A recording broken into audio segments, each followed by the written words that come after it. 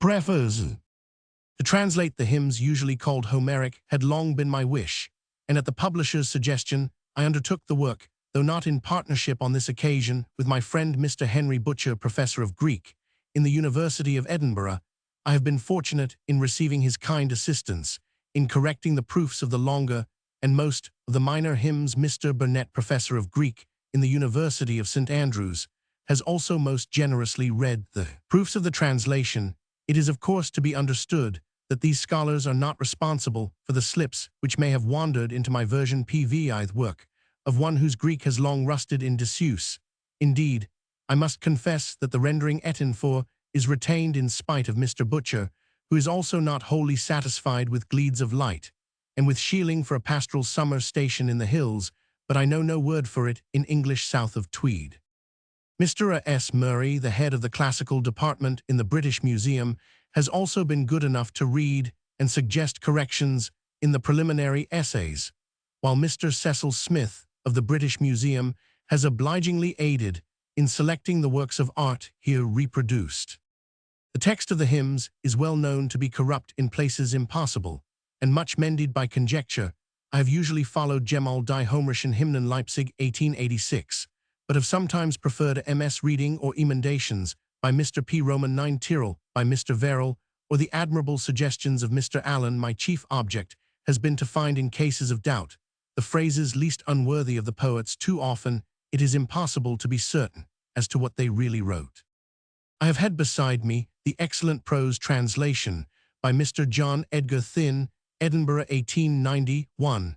As is inevitable, we do not always agree in the sense of certain phrases, but I am far from claiming superiority for my own attempts.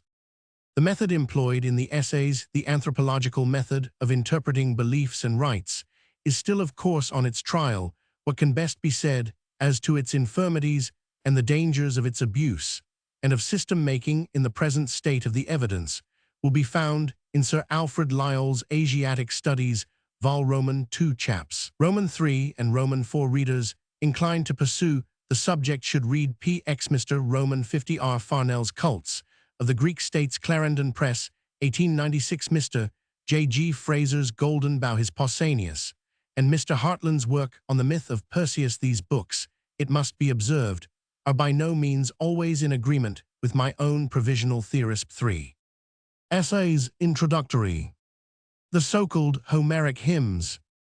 The existing collection of the hymns is of unknown editorship, unknown date, and unknown purpose. Says Baumeister, why any man should have collected the little preludes of 5 or 6 lines in length, and of purely conventional character, while he did not copy out the longer poems to which they probably served as preludes, is a mystery. The celebrated Wolfe, who opened the path which leads modern Homerologists to such an extraordinary number of divergent theories, thought rightly that the great Alexandrian critics before the Christian era did not recognize the hymns as Homeric.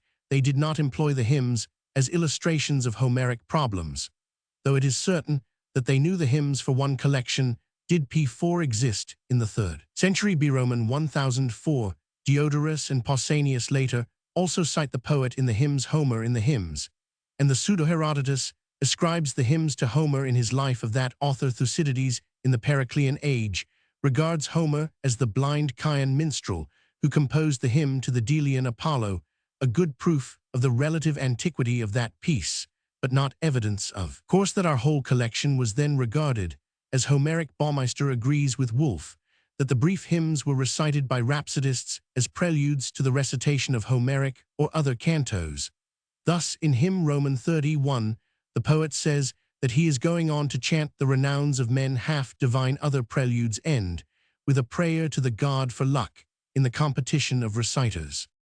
This then is the plausible explanation of most of the brief hymns. The were P5 preludes to epic recitations, but the question as to the long narrative hymns with which the collection opens is different. These were themselves rhapsodies recited at Delphi, at Delos perhaps, in Cyprus, the long hymn to Aphrodite in Athens, as the hymn to Pan who was friendly in the Persian invasion, and so forth. That the Pisistrated organized Homeric recitations at Athens is certain enough, and Baumeister suspects in Roman 14, Roman 23, Roman 30, Roman 31, Roman 32, the hand of Onomacritus, the forger of oracles, that strange accomplice of the Pisistratid, the hymn to Aphrodite, is just such a lay as the Phasian minstrels sang at the feast of Alcinous, in the hearing of Odysseus. Finally, Baumeister supposes our collection not to have been made by learned editors like Aristarchus and Zenodotus, but committed confusedly from memory to papyrus by some amateur, the conventional attribution of the hymns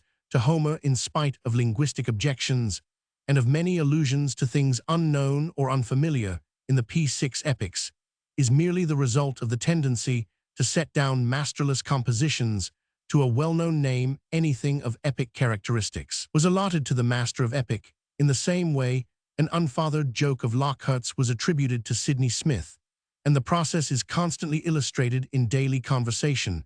The word hymn had not originally a religious sense, it merely meant a lay nobody calls the Theocritean idols on Heracles and the Dioscuri hymns, but they are quite as much hymns in our sense as the hymn on Aphrodite or on Hermes. To the English reader familiar with the Iliad and Odyssey, the hymns must appear disappointing if he come to them with an expectation of discovering merits like those of the immortal epics. He will not find that they stand to the Iliad as Milton's ode to the Nativity stands to Paradise Lost. There is in the hymns, in fact, no scope for the epic knowledge of human nature in every mood and aspect. We are not so P7 much interested in the Homeric gods as in the Homeric mortals, yet the hymns are chiefly concerned not with men, but with gods and their mythical adventures. However, the interest of the hymn to Demeter is perfectly human, for the goddess is in sorrow, and is mingling with men. The hymn to Aphrodite, too, is Homeric in its grace and charm and divine sense of human limitations of old age that comes on the fairest, as Tithonus and Anchises of death and disease that wait for all the life of the gods, is one long holiday. The end of our holiday is always near at hand. The hymn to Dionysus, representing him as a youth in the fullness of beauty, is of a charm which was not attainable, while early art represented the god as a mature man, but literary art in the Homeric age was in advance of sculpture and painting. The chief merit of the Delian hymn is in the concluding description of the assembled Ionians, happy seafarers like the Phasians in the morning of the world. The P8 confusions of the Pythian hymn to Apollo make it less agreeable, and the humor of the hymn to Hermes is archaic. All those pieces, however, have delightfully fresh descriptions of sea and land, of shadowy dells, flowering meadows, dusky fragrant caves of the mountain glades, where the wild beasts fawn in the train of the winsome goddess, and the high still peaks where Pan wanders among the nymphs, and the glens where Artemis drives the deer, and the spacious halls and airy palaces of the immortals. The hymns are fragments of the work of a school, which had a great master and great traditions. They also illustrate many aspects of Greek religion. In the essays which follow, the religious aspect of the hymns is chiefly dwelt upon. I endeavor to bring out what Greek religion had of human and sacred, while I try to explain its less majestic features as no less human, as derived from the earliest attempts at speculation and at mastering the secrets of the world. In these chapters, regions are P9 visited, which scholars have usually neglected or ignored. It may seem strange to seek the origins of Apollo and of the renowned Eleusinian mysteries in the tales and rites of the Bora and the Nanga, in the beliefs and practices of Pawnese and Laraka, Yao and Khand. But these tribes too are human, and what they now or lately were the remote ancestors of the Greeks must once have been. All races have sought explanations of their own ritual. In the adventures of the dream time, the Alcheringa, when beings of a more potent race, gods or heroes, were on earth and achieved and endured such things as the rites commemorate, and the things thus endured and achieved, as I try to show, are everywhere of much the same nature, whether they are now commemorated by painted savages in the Bora or the medicine dance, or whether they were exhibited, proclaimed by the Eumolpid in a splendid hall to the pious of Hellas and of Rome. My attempt may seem audacious, and to many scholars may even be repugnant, but P10, it is on these lines I venture to think that the darker problems of Greek religion and rite must be approached. They are all survivals, however fairly draped and adorned by the unique genius of the most divinely gifted race of mankind. The method of translation is that adopted by Professor Butcher and myself in the Odyssey, and by me in a version of Theocritus, as well as by Mr. Ernest Myers, who preceded us in his Pindar. That method has lately been censured, and like all methods is open to objection. But I confess that neither criticism nor example has converted me to the use of modern colloquial English, and I trust that my persistence in using poetical English words in the translation of Greek poetry will not greatly offend. I cannot render a speech of Anchises thus. If you really are merely a mortal, and if a woman of the normal kind was your mother, while your father, as you lay it down, was the well-known Atreus, and if you P11 come here all through an undying person Hermes, and if you are to be known henceforward as my wifey, then nobody, mortal or immortal, shall interfere with my intention to take instant advantage of the situation. That kind of speech, though certainly long-winded, may be the manner in which a contemporary pastoralist would address a goddess in a coming-on humor, but the situation does not occur in the prose of our existence, and I must prefer to translate the poet in a manner more congenial, if less up-to-date. For one rare word, etin, I must apologize. It seems to me to express the vagueness of the unfamiliar monster, and his old Scots, as in the tale of the Red Etin of Ireland 12. The Hymn to Apollo. The Hymn to Apollo presents innumerable difficulties, both of text, which is very corrupt, and as to the whole nature and aim of the composition in this version. It is divided into two portions, the first dealing with the birth of Apollo and the foundation of his shrine in the Isle of Delos, the second concerned with the establishment of his oracle and fane at Delphi. The division is made merely to lighten the considerable strain on the attention of the English reader. I have no pretensions to decide whether the second portion was by the author of the first, or is an imitation by another hand, or is contemporary, or a later edition, or a mere compilation from several sources.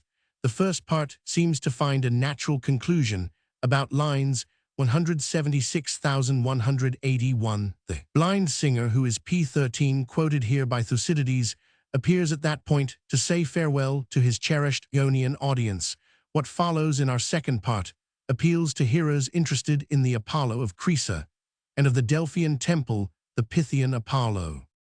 According to a highly ingenious but scarcely persuasive theory of Mr. Verrall's, this interest is unfriendly. 13. Our second part is no hymn at all, but a sequel tacked on for political purposes only, and valuable for these purposes, because so tacked on. From line 207 to the end, we have this sequel, the story of Apollo's dealings as Delphinian and as Pythian, all this following on detached fragments of enigmatic character, and containing also 305,355, the intercalated myth about the birth of Typhon from Hera's anger. In the politically inspired sequel, there is, according to Mr. Verrall, no living zeal for the honor of Pytho Delphi, the threat of the god to his Cretan ministers. P14, beware of arrogance, or must be. Prophecy after the event. Now such an event occurred early in the 6th century, when the Chrysans were supplanted by the people of the town that had grown up round the oracle at Delphi in them, and in the oracle under their management. The poet shows no interest. Mr. Verrall thinks none in the many mystic peculiarities of the shrine.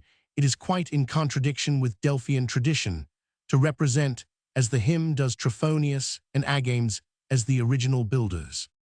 Many other points are note, such as the derivation of Pytho from a word meaning Ratto, show that the hymnist was rather disparaging than celebrating the Delphian sanctuary. Taking the hymn as a whole, more is done for Delos in 3 lines, says Mr. Verrall, than for Pytho or Delphi in 300. As a whole, the spirit of the piece is much more Delian Ionian than Delphic, so Mr. Verrall regards the cento as a religious pasquinade against the sanctuary. On P15, Parnasius, a pasquinade emanating from Athens under the Pisistratid, who being Ionian leaders had a grudge against the Dorian Delphi, a comparatively modern unlucky.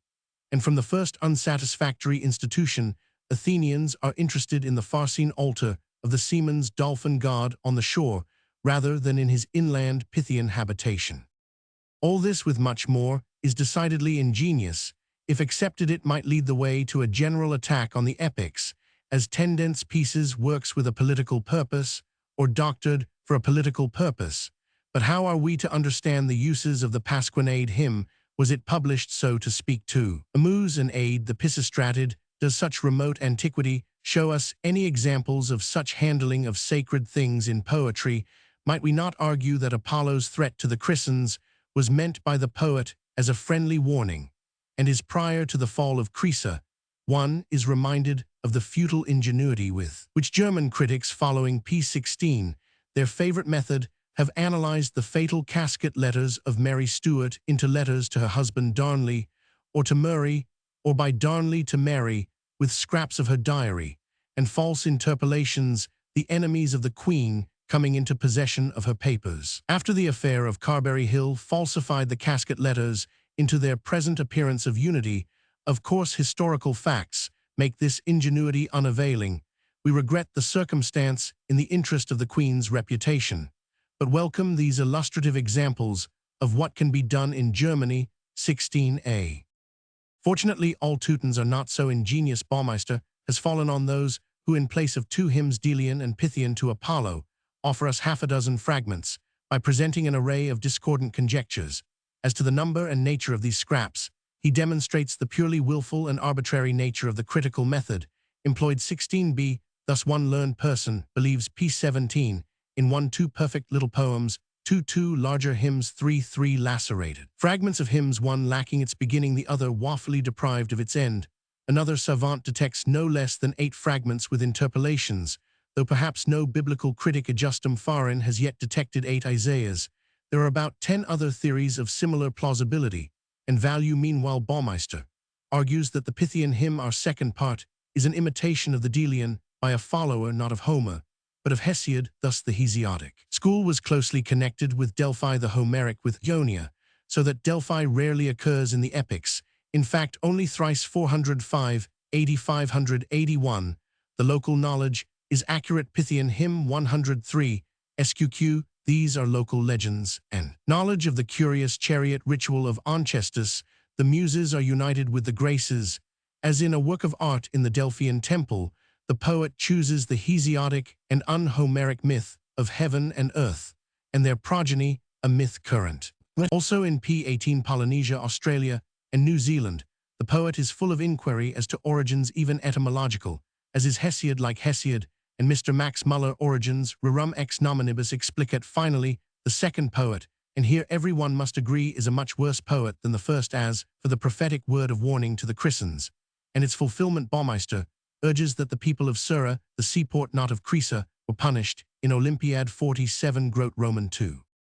Turning to Gemel, we find him maintaining that the 2 parts were in ancient times regarded as one hymn in the age of Aristophanes 18. If so, we can only reply if we agree with Baumeister that in the age of Aristophanes or earlier, there was a plentiful lack of critical discrimination. As to Baumeister's theory that the second part is Hesiodic, Gemel finds a Hesiodic reminiscence in the first part, line 121, while there are Homeric reminiscences in the second part, 19. Thus do the learned differ among themselves, and an ordinary reader feels tempted to rely on his own literary taste. According to that criterion, I think we probably have in the hymn the work of a good poet in the early part, and in the latter part or second hymn, the work of a bad poet, selecting unmanageable passages of myth and handling them pedantically, and Roman 99. At all events, we have here work visibly third-rate, which cannot be said, in my poor opinion, about the immense mass of the Iliad and Odyssey. The great Alexandrian critics did not use the hymns as illustrative material in their discussion of Homer. Their instinct was correct, and we must not start the consideration of the Homeric question from these much neglected pieces.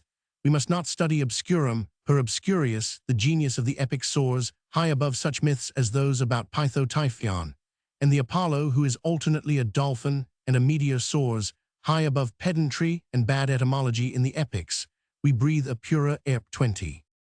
Descending, as it did from the mythology of savages, the mythic store of Greece was rich in legends, such as we find among the lowest races. Homer usually ignores them. Hesiod and the authors of the hymns are less noble in their selections.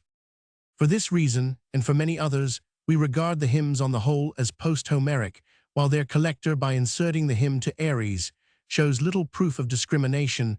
Only the methods of modern German scholars, such as Wilamowitz Mollendorf, and of Englishmen like Mr. Walter Leaf, can find in the epics marks of such confusion, dislocation, and interpolations as confront us. In the hymn to Apollo, I may refer to my work Homer and the epic for a defense of the unity of Iliad and Odyssey. For example, Mr.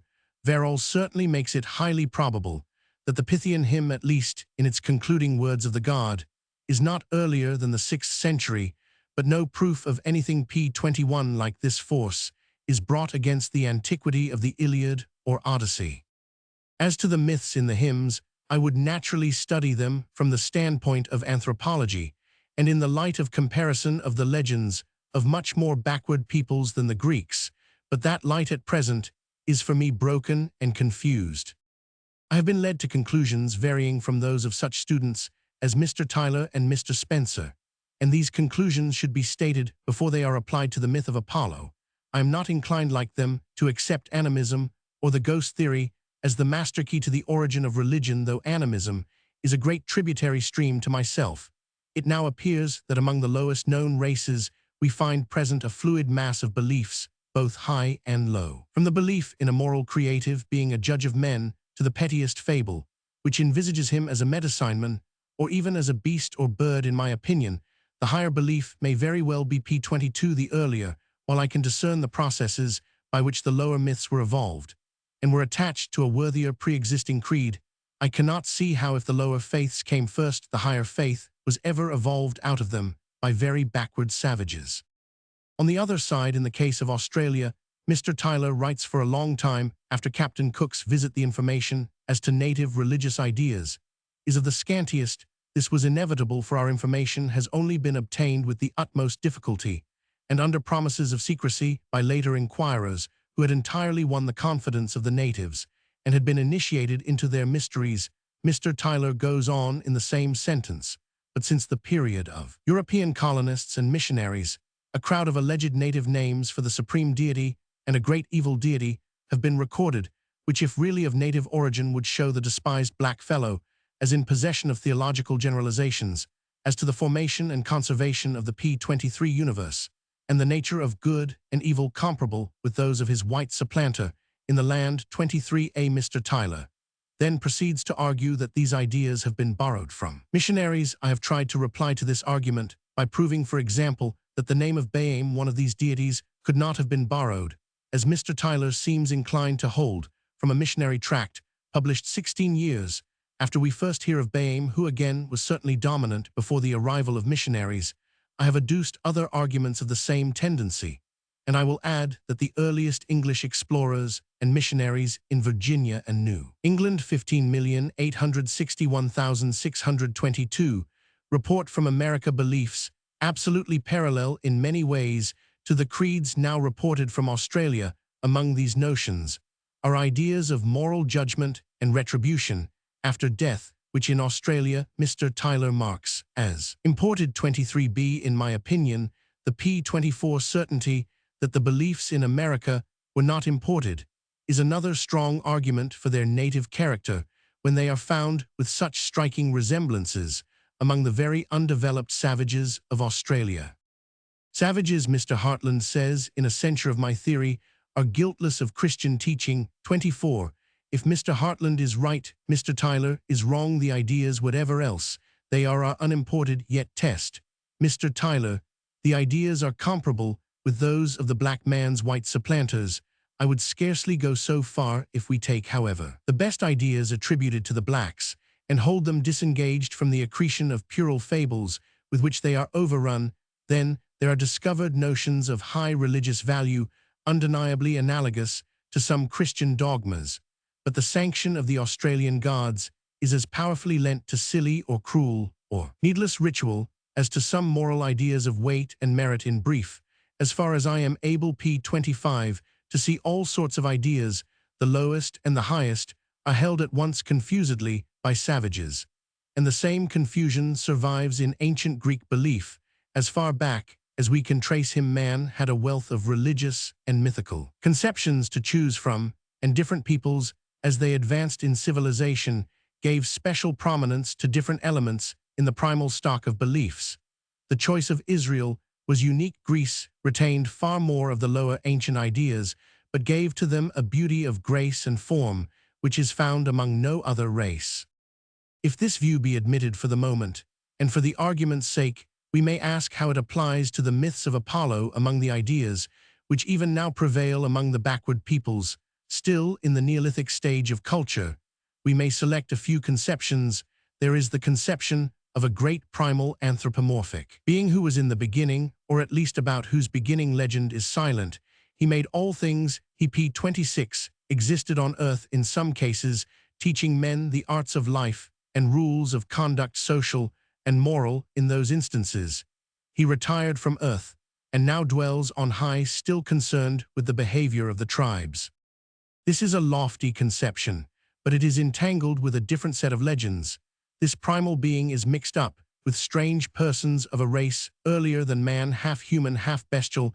Many things, in some cases, almost all things, are mythically regarded not as created, but as the results of adventures and metamorphoses among the members of this original race, now in New Zealand, Polynesia, Greece, and elsewhere, but not to my knowledge in the very most backward peoples.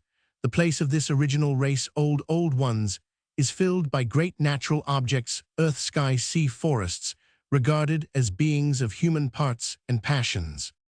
The present universe is mythically arranged in regard to their early adventures, the separation of sky and earth, and so forth. p27, where this belief prevails, we find little or no trace of the primal maker and master, though we do find strange early metaphysics of curiously abstract quality. Maoris, Zunis, Polynesians. As far as our knowledge goes, Greek mythology springs partly from this stratum of barbaric as opposed to strictly savage thought, Oranos and Gia Chronos, and the Titans represent the primal beings who have their counterpart in Maori and Winter legend. But these in the Greece of the epics and Hesiod have long been subordinated to Zeus, and the Olympians who are envisaged as triumphant gods of a younger generation. There is no creator. But Zeus, we do not know, has come to be regarded as a being relatively supreme, and as on occasion the guardian of morality. Of course, his conduct in myth is represented as a constant violation of the very rules of life, which he expects mankind to observe. I am disposed to look on this essential contradiction as the result of a series of mythical accretions on an original conception of Zeus. p28. In his higher capacity, we can see how the accretions arose. Man never lived consistently on the level of his best original ideas. Savages also have endless myths of Baam or Daramulun or Bunjil, in which these personages, though interested in human behavior, are puerile, cruel, absurd, lustful, and so on. Man will sport thus with his noblest intuitions. In the same way, in Christian Europe, we may contrast Dunbar's pious ballad of Our Lady with his Kind Kiddock, in which God has his eye on the soul of an intemperate alewife who has crept into paradise. God Lucet, and saw her Latin in and lug his heart sere. Examples of this kind of sportive irreverence are common enough. Their root is in human nature, and they could not be absent in the mythology of savage or of ancient peoples. To Zeus, the myths of this kind would come to be attached in several ways. As a nature god of the heaven, he marries the earth, the tendency of men being to p29 claim descent from a god for each family. With this claim, a myth of a separate divine amour was needed, where there had existed totemism or belief in kinship with beasts. The myth of the amour of a wolf, bull, serpent, swan, and so forth was attached to the legend of Zeus. Zeus had been that swan, serpent, wolf, or bull. Once more, ritual arose, in great part, from the rites of sympathetic magic. This or that mummery was enacted by men for a magical purpose to secure success in the chase, agriculture, or war. When the performers asked, "Why do we do thus?" and thus the answer was, Zeus first did so, or Demeter or Apollo did so on a certain occasion. About that occasion a myth was framed, and finally there was no profligacy, cruelty, or absurdity of which the god was not guilty, yet all the time he punished adultery, inhospitality, perjury, incest, cannibalism, and other excesses of which in legend he was always setting the example. We know from Xenophanes, Plato, p30, and St. Augustine how men's consciences were tormented by this unceasing contradiction, this overgrowth of myth on the stock of an idea originally noble. It is thus that I would attempt to account for the contradictory conceptions of Zeus, for example. As to Apollo, I do not think that mythologists determined to find in Apollo some deified aspect of nature have laid stress enough on his counterparts in savage myth. We constantly find in America, in the Andaman Isles, and in Australia that subordinate to the primal being there exists another who enters into much closer relations with mankind. He is often concerned with healing and with prophecy, or with the inspiration of conjurers or shamans. Sometimes he is merely an underling, as in the case of the Massachusetts Keaton and his more familiar subordinate Hobermach 30, but frequently this go-between of God and man is like Apollo, the son of the primal being, often an unbegotten son, or his messenger P31 Andaman Nungabera Kernai Kamilar, and other Australian tribes. He reports to the somewhat odious primal being about men's conduct, and he sometimes superintends the mysteries. I am disposed to regard the prophetic and oracular Apollo, who, as the hymn to Hermes tells us, alone knows the will of Father Zeus, as the Greek modification of this personage in savage theology, where this son is found in Australia. I by no means regard him as a savage refraction from Christian teaching about a mediator, for Christian teaching, in fact, has not been accepted, least of all by the highly conservative sorcerers or shamans or worry nuns of the tribes. European observers, of course, have been struck by and have probably exaggerated in some instances the Christian analogy. But if they had been as well acquainted with ancient Greek as with Christian theology, they would have remarked that the Andaman American and Australian mediators are infinitely more akin to Apollo in his relations with Zeus P32, and with men, than to any person about whom missionaries can preach, but the most devoted believer. Borrowing will not say that when the Australian mediator Tundan, son of Mungingnor, turns into a porpoise, the kern I have borrowed from our hymn of the dolphin Apollo, it is absurd to maintain that the son of the god, the go-between of God and men in savage theology, is borrowed from missionaries, while this being has so much more in common with Apollo, from whom he cannot conceivably be borrowed, than with Christ. The Tundan porpoise story seems to have arisen in gratitude to the porpoise, which drives fishes inshore for the natives to catch. Neither Tharamulan nor Hobermach Australian and American gods of healing and soothsaying, who appear to men as serpents, are borrowed from Asclepius or from the python of Apollo. The processes have been quite different, and in Apollo, the oracular son of Zeus, who declares his counsel to men, I am apt to see a beautiful Greek modification of P33, the type of the mediating son of the primal being of savage belief, adorned with many of the attributes of the sun god, from whom, however, he is fundamentally distinct. Apollo, I think, is an adorned survival of the son of the god of savage theology. He was not at first a nature god solar, or not. This opinion, if it seems valid, helps to account, in part, for the animal metamorphoses of Apollo, a survival from the mental confusion of savagery. Such a confusion in Greece makes it necessary for the wise son of Zeus to seek information, as in the hymn to Hermes, from an old clown. This medley of ideas in the mind of a civilized poet who believes that Apollo is all-knowing in the councils of eternity is as truly mythological as Dunbar's god, who laughs his heart sore at an alehouse, jest Dunbar, and the author of the hymn and the savage, with his tale of Tundan or Daramulan, have all quite contradictory sets of ideas alternately present to their minds, the medieval poet, of course, being conscious of the contradiction, which P34 makes the essence of his humor, such as it is to Greece in its loftier moods. Apollo was, despite his myth, a noble source of inspiration of art and of conduct, but the contradiction in the low myth and high doctrine of Apollo could never be eradicated under any influence less potent than that of Christianity. 34. If this theory of Apollo's origin be correct, many pages of learned works on mythology need to be rewritten. 35. The hymn to Hermes. Hermes with the boy Dionysos statue by Praxiteles, found at Olympia. The hymn to Hermes is remarkable for the corruption of the text, which appears even to present Lacan. The English reader will naturally prefer the lively and charming version of Shelley to any other. The poet can tell and adorn the story without visibly floundering in the pitfalls of a dislocated text, if we may judge by line 51, and if Greek musical tradition be correct, the date of the hymn cannot be earlier than the 40th Olympiad. About that period, Terpander is said to have given the lyre 7 strings, as Mercury does in the poem, in place of the previous 4 strings. The date of Terpander is dubious, but probably the 7-stringed lyre had long been in common use before the poet attributed the invention to Hermes.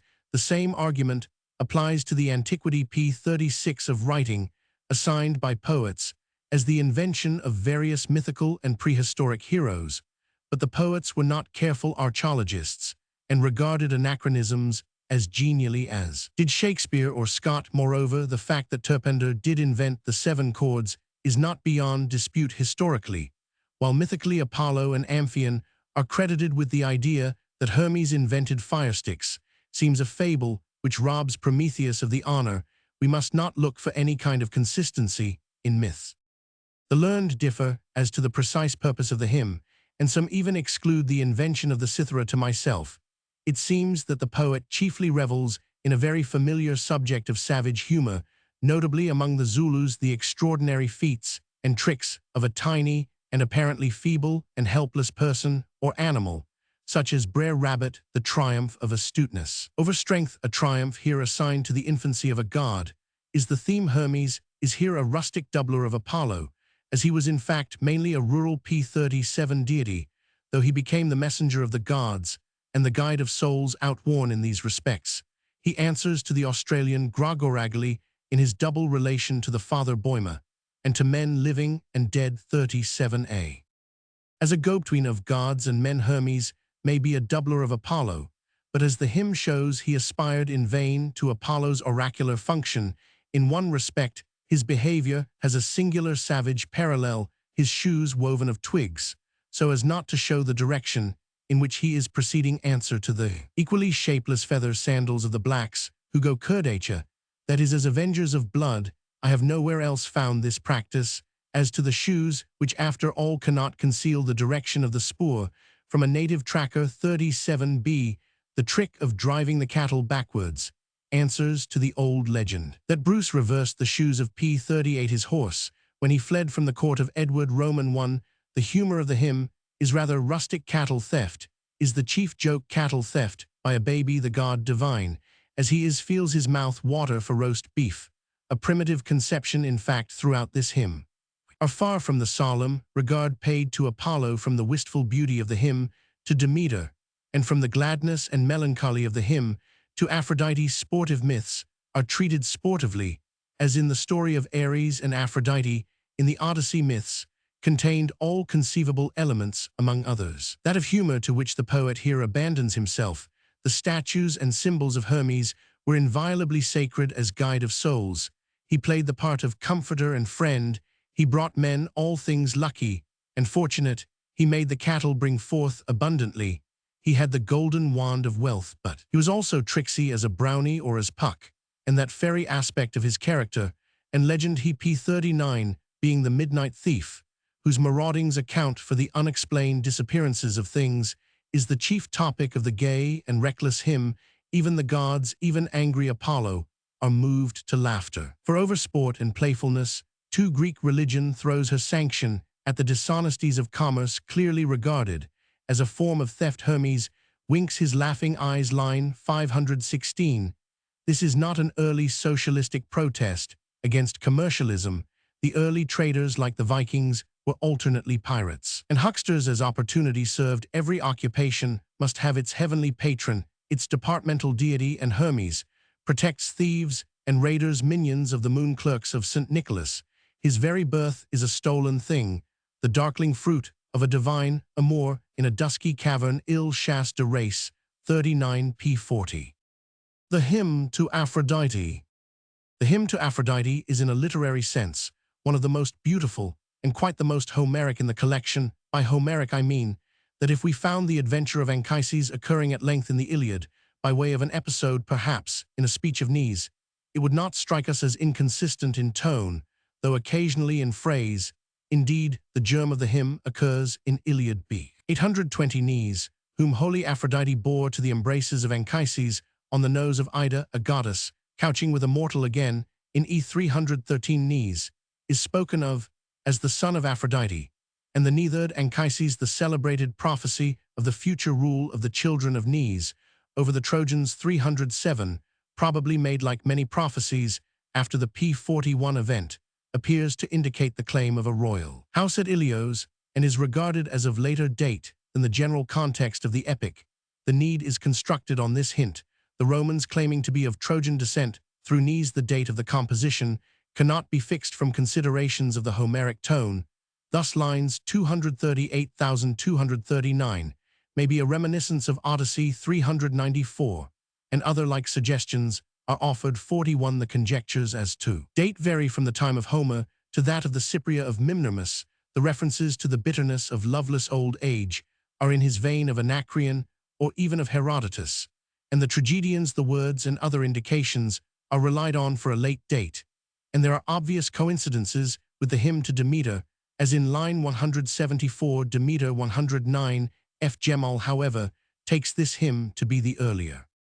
About the place of composition, Cyprus or Asia Minor, the learned are no less divided p42 than about the date. Many of the grounds on which their opinions rest appear unstable. The relations of Aphrodite to the wild beasts under her wondrous spell, for instance, need not be borrowed from Circe with her attendant beasts.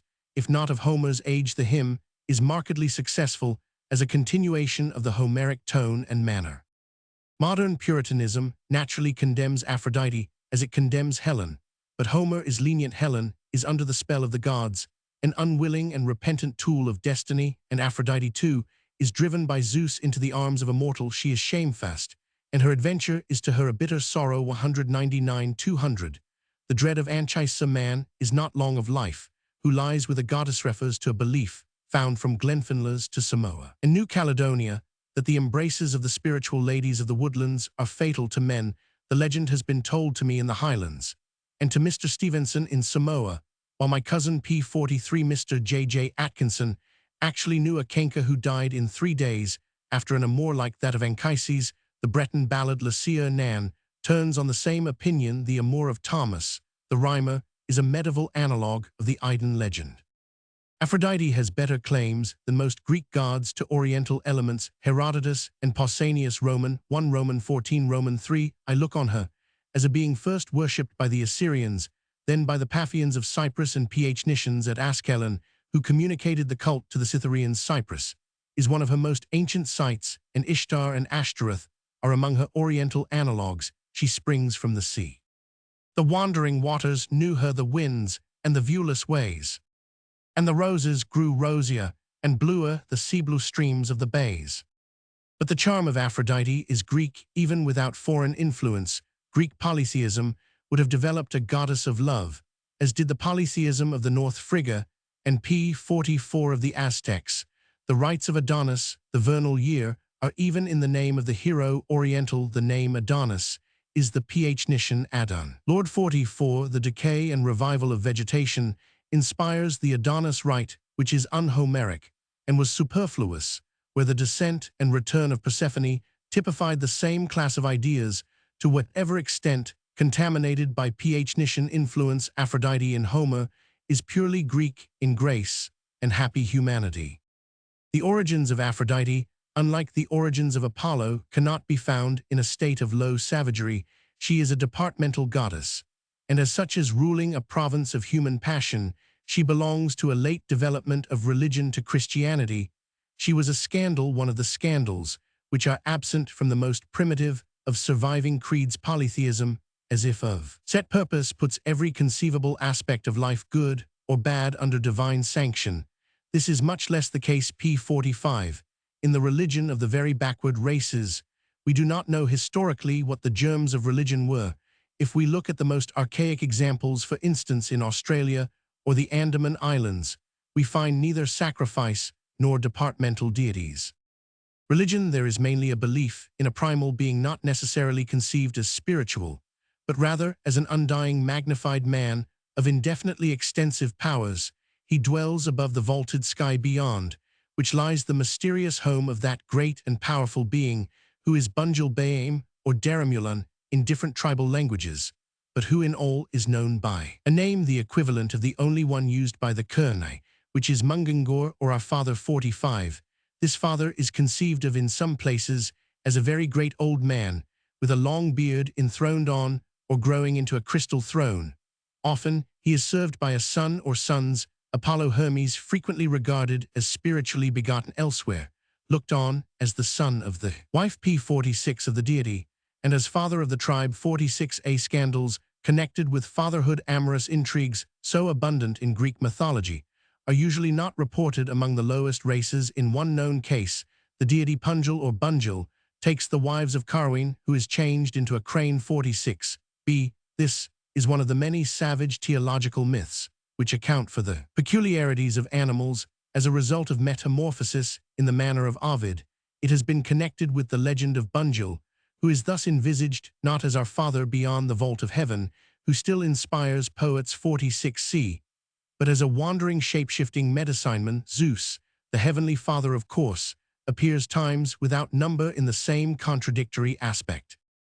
But such anecdotes are either not common or are not frequently reported in the faiths of the most archaic of known races. Much more frequently, we find the totemistic conception, all the kindreds with animal names P47, why adopted we do not know, are apt to explain these designations. By descent from the animals selected or by metamorphosis of the primal beasts into men, this collides with the other notions of descent from or creation or manufacture out of clay, by the primal being father ours. Such contradictions are nothing to the savage theologian, who is no reconciler or apologist, but when reconciliation and apology are later found to be desirable, as in Greece, it is easy to explain that we are descended both from our father and from a swan, cow, ant, serpent, dog, wolf, or what you will that beast was our father, say Father Zeus, in animal disguise. Thus Greek legends of bestial amours of a god are probably in origin not primitive,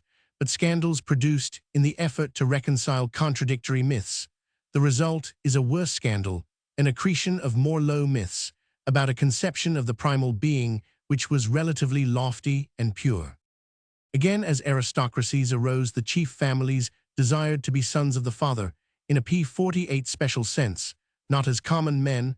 Her Majesty's lineage may thus be traced to Woden. Now each such descent required a separate divine amour, and a new scandalous story of Zeus or Apollo, though Zeus may originally have been as celibate as the Australian Bayame or Norel are in. Some legends, once more syncretism came in as a mythopic influence, say that several Australian nations, becoming more polite, amalgamated into a settled people.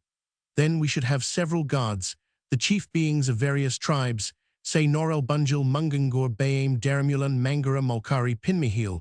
The most imposing god of the dominant tribe might be elevated to the sovereignty of Zeus, but in the new administration places must be found for the other old tribal gods.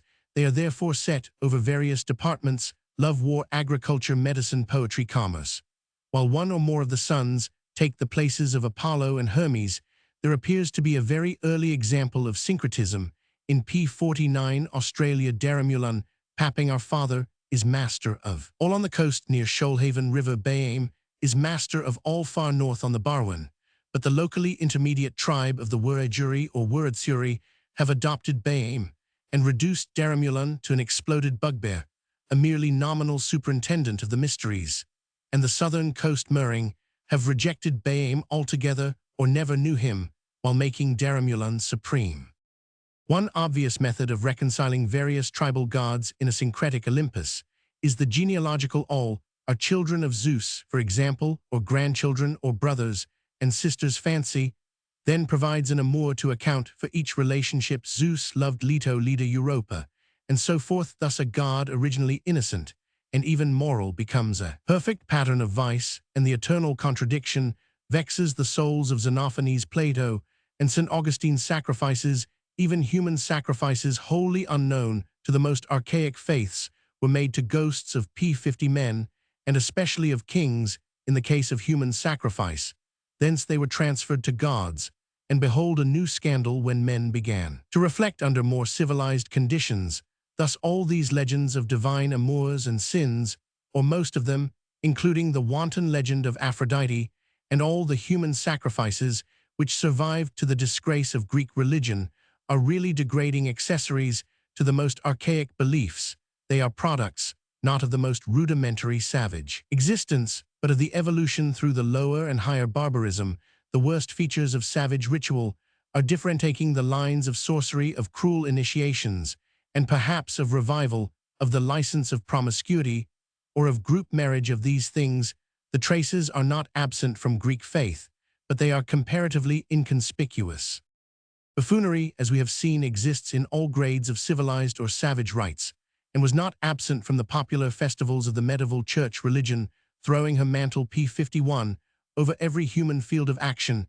As over folk medicine on these lines, I venture to explain what seem to me the strange and repugnant elements of the religion of a people so refined and so capable of high moral ideas as the Greeks' Aphrodite is personified. Desire, but religion did not throw her mantle over desire alone. The cloistered life, the frank charm of maidenhood were as dear to the Greek genius, and were consecrated by the examples of Athene, Artemis, and Hestia.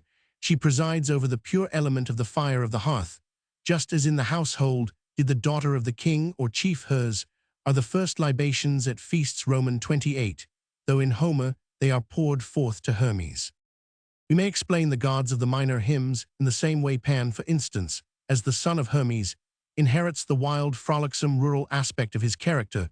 The Dioscuri answer to the Vedic, Isvin's twin rescuers of men in danger on land or sea. Perhaps the evening and morning star P52 Dionysus is another aspect of the joy of life and of the world, and the vintaging moon and sun Selene and Helios appear as quite distinct from Artemis and Apollo. The earth is equally distinct from Demeter. The hymn to Ares is quite un-Homeric in character, and is oddly conceived in the spirit of the Scottish poltroon who cries to his friend, Haud me, or ill fecht. The war god is implored to moderate the martial eagerness of the poet. The original collector here showed lack of discrimination. At no time, however, was Ares a popular god in Greece. In Homer, he is a braggart and coward. 53. The hymn to Demeter.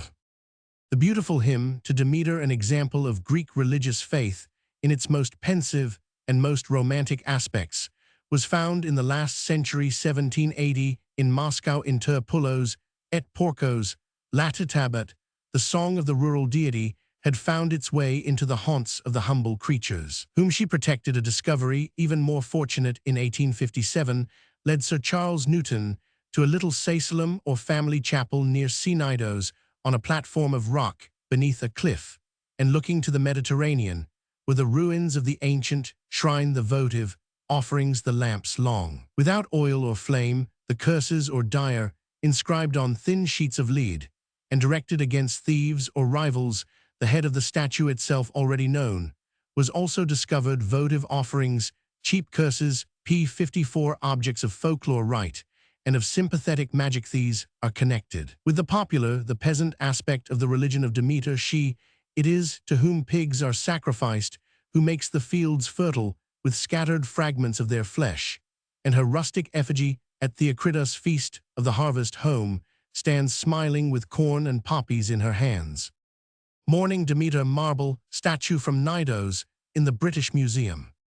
But the Cnidian shrine had once another treasure, the beautiful melancholy statue of the seated Demeter of the uplifted eyes, the mourning mother, the weary seeker, for the lost maiden, her child Persephone, far from the ruins, above the sea, beneath the scorched seaward wall of rock, far from the aromatic fragrance of the rock-nourished flowers, from the bees and the playful lizards. Demeter now occupies her place in the great halls of the British Museum.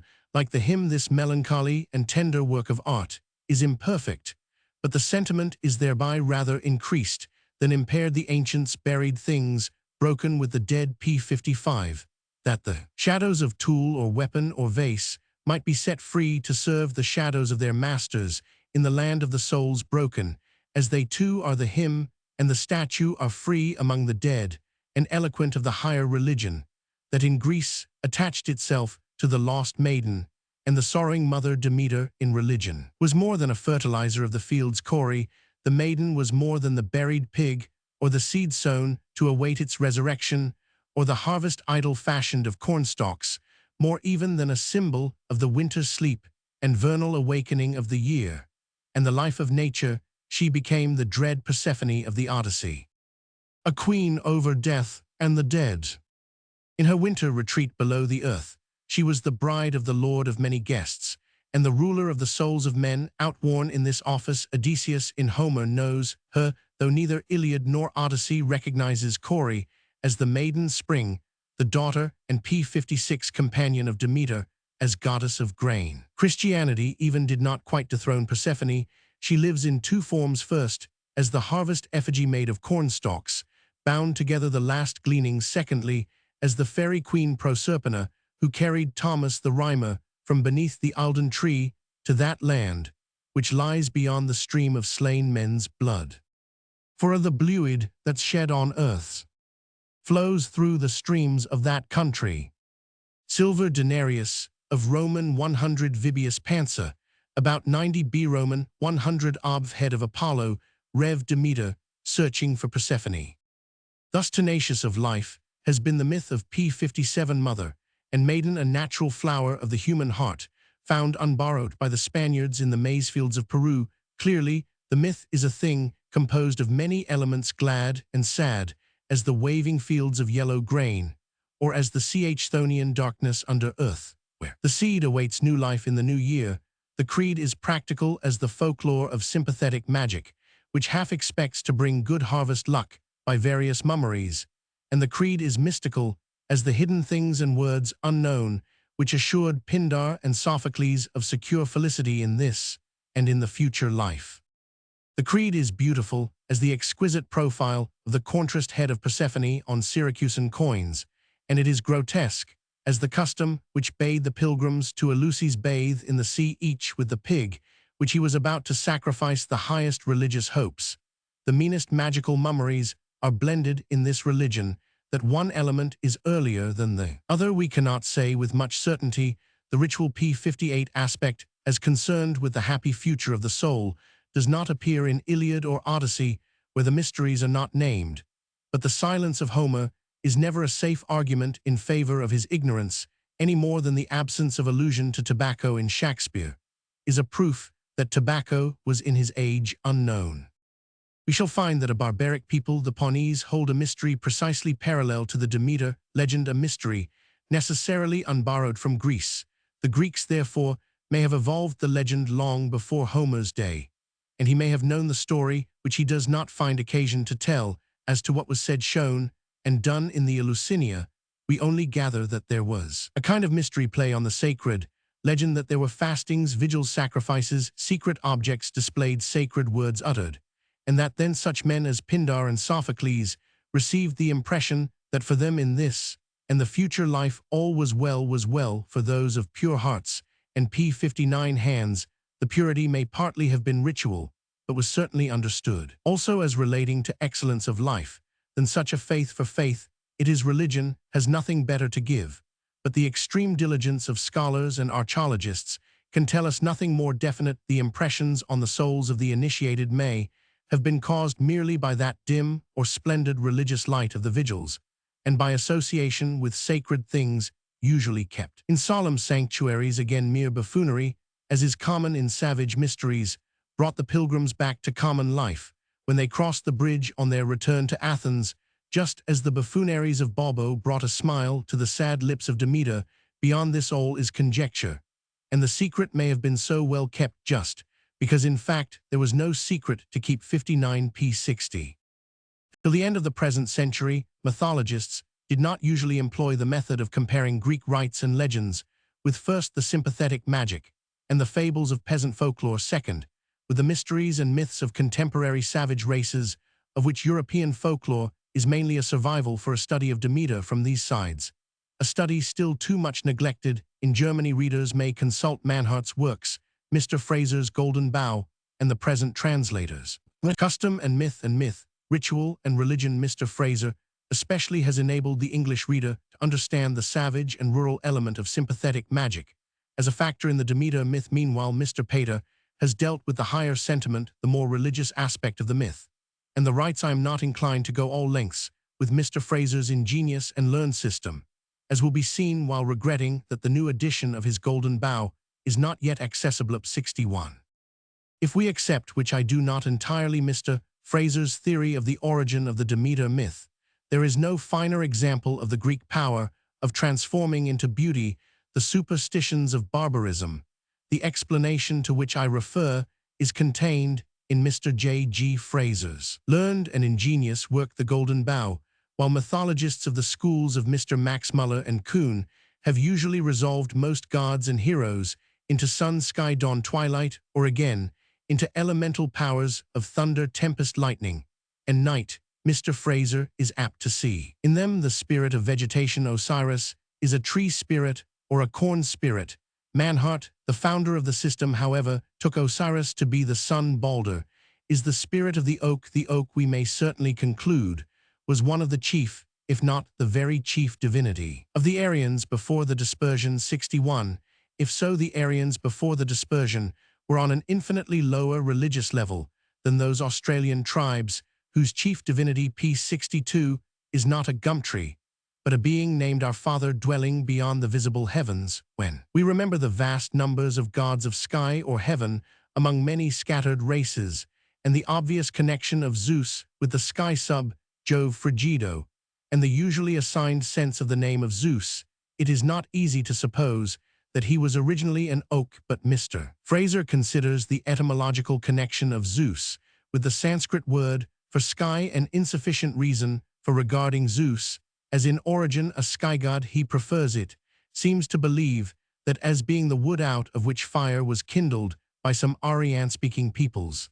Oak may have come to be called the bright or shining one Zeus Jove by the ancient Greeks and Italians. 62. The Greeks in fact used the laurel Daphne for making fire, not as far as I am aware the oak, though the oak was the tree of Zeus, the heavens were certainly his province, and despite the oak of Dodona and the oak on the Capitol, he is much more generally P63 connected with the sky than with the tree. In fact, this reduction of Zeus in origin to an oak rather suggests that the spirit of system is too powerful with Mr. Fraser. He makes perhaps a more plausible case for his reduction of dread Persephone to a pig. The process is curious. Early agricultural man believed in a corn spirit, a spiritual essence animating the grain in itself, no very unworthy conception. But because as the field is mown, animals in the corn are driven into the last unshorn nook, and then into the open, the beast which rushed out of the last patch was identified with the corn spirit in some animal shape, perhaps that of a pig. Many other animals occur. The pig has a great part in the ritual of Demeter. Pigs of pottery were found by Sir Charles Newton on her sacred ground. The initiate in the mysteries brought pigs to Eleusis and bathed with them in the sea.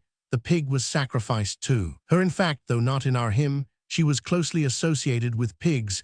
We may now ask, may not the pig be nothing P64, but the goddess herself in animal form 64?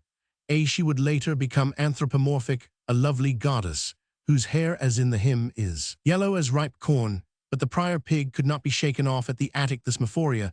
The women celebrated the descent and ascent of Persephonia, double of Demeter, in this rite. Pigs and other things were thrown into certain caverns. Later, the cold remains of pig were recovered and placed on the altar. Fragments were scattered for luck on the fields with the seed corn.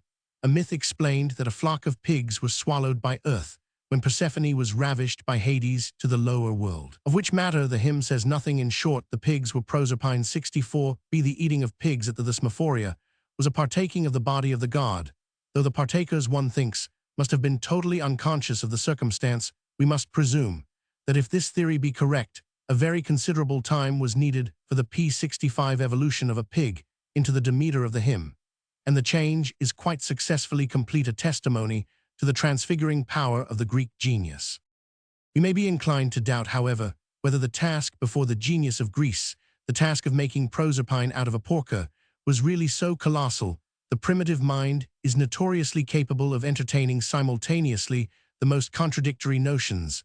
Thus, in the Australian legend of Irin, the mourners implore Biome to accept the soul of the faithful Irin into his paradise. Bulima, no doubt Biome heard, yet Irin is now a little owl of plaintive voice, which ratters warning cries in time of peril. 65. No incongruity of this kind is felt to be a difficulty by the childlike narrators. Now I conceive that, starting with the relatively high idea of a spirit of the grain, early man was quite capable of envisaging it both spiritually and in zoomorphic form, accidentally. P66, conditioned here into horse, thereinto goat, pig, or what not. But these views of his need not exclude his simultaneous belief in the corn spirit as a being anthropomorphic, mother earth or mother grain. As we follow the common etymology, or that of Manhart de Barlemather, if I am right, poetry and the higher religion moved from the first on the line of the anthropomorphic lady of the harvest, and the corn mother barley while the popular folklore of the corn spirit, which found utterance in the mirth of harvesting and in the magic ritual for ensuring fertility, followed on the line of the pig at some seasons. And in some ceremonies, the pig represented the genius of the corn. In general, the lady of the corn was Demeter. We really need not believe that the two forms of the genius of the corn were ever consciously identified. Demeter never was a pig. 66p 67. The Peruvians, we are told, believed all useful plants to be animated by a divine being who causes their growth, says Mr. Fraser. 67. The genealogical table, then, in my opinion, is divine being of the grains, anthropomorphized, zoomorphized, mother of corn, pig, horse, Demeter, and so on. Thus the Greek genius had other and better materials to work on in evolving Demeter than the rather lowly animal, which is associated with her rites. If anyone objects that animal gods always precede anthropomorphic gods in evolution, we reply that in the most archaic of known races, the deities are represented in human guise at the mysteries, though there are animal totems, and though in myth the deity p. 68 may and often does assume shapes of bird or beast. 68. Among rites of the backward races, none perhaps so closely resembles the Eleusinian mysteries as the tradition of the Pawnees in Attica. Hades, lord of the dead, ravishes away Persephone, the vernal daughter of Demeter. Demeter then wanders among men and is hospitably received by Celeus, king of Eleusis. Baffled in her endeavor to make his son immortal, she demands a temple where she sits in wrath, blighting the grain. She is reconciled by the restoration of her daughter at the command of Zeus, but for a third of the year Persephone, having tasted a pomegranate seed in Hades, has to reign as queen of the dead beneath the earth. Scenes from this tale were no doubt enacted at the mysteries, with interludes of buffoonery, such as relieved most ancient, and all savage mysteries, the allegory of the year's death and renewal, probably afforded a text for some p. 69 discourse or spectacle concerned with the future life. Among the Pawnees, not a mother and daughter, but two primal beings, brothers named Manabajo and Chibiabos, are the chief characters. The Manitos, spirits or gods, drowned Chibiabos. Manabajo mourns and smears his face with black. As Demeter wears black raiment, he laments Chibiabos ceaselessly, till the Manitos propitiate him with gifts and ceremonies. They offer to him a cup, like the beverage prepared for Demeter in the hymn by Iamb. He drinks it, is glad, washes off the black stain of mourning, and is himself again, while earth again is joyous. The Manitos restore Chibiabos to life, but having once died, he may not enter the temple or medicine lodge. He is sent to reign over the souls of the departed, as does Persephone. Manabajo makes offerings to Mesekumekakwe, the earth mother of the Pawnees. The story is enacted in the sacred dances of the Pawnees. 69p. 70. The Pawnee ideas have fallen with singularly accurate coincidence into the same lines as those of early Greece. Some moderns, such as Roman 1000 Foucault, have revived the opinion of Herodotus that the mysteries were brought from Greece to Egypt. But as the Pawnee example shows, similar natural phenomena may anywhere beget similar myths and rites. In Greece, the Dani was a nature myth, and a ritual in which it was enacted. That ritual was a form of sympathetic magic, and the myth explained the performances, the refinement and charm of the legend, on which Homer, as we saw, does not touch, is due to the unique genius of Greece. Demeter became the deity most familiar to the people nearest to their hearts, and endowed with most temples, every farm possessing her rural shrine. But the chthonian or funereal aspect of Chibiabos or of Persephone is due to a mood very distinct from that which sacrifices pigs as embodiments of the corn spirit, if that be the real origin of the practice. 71.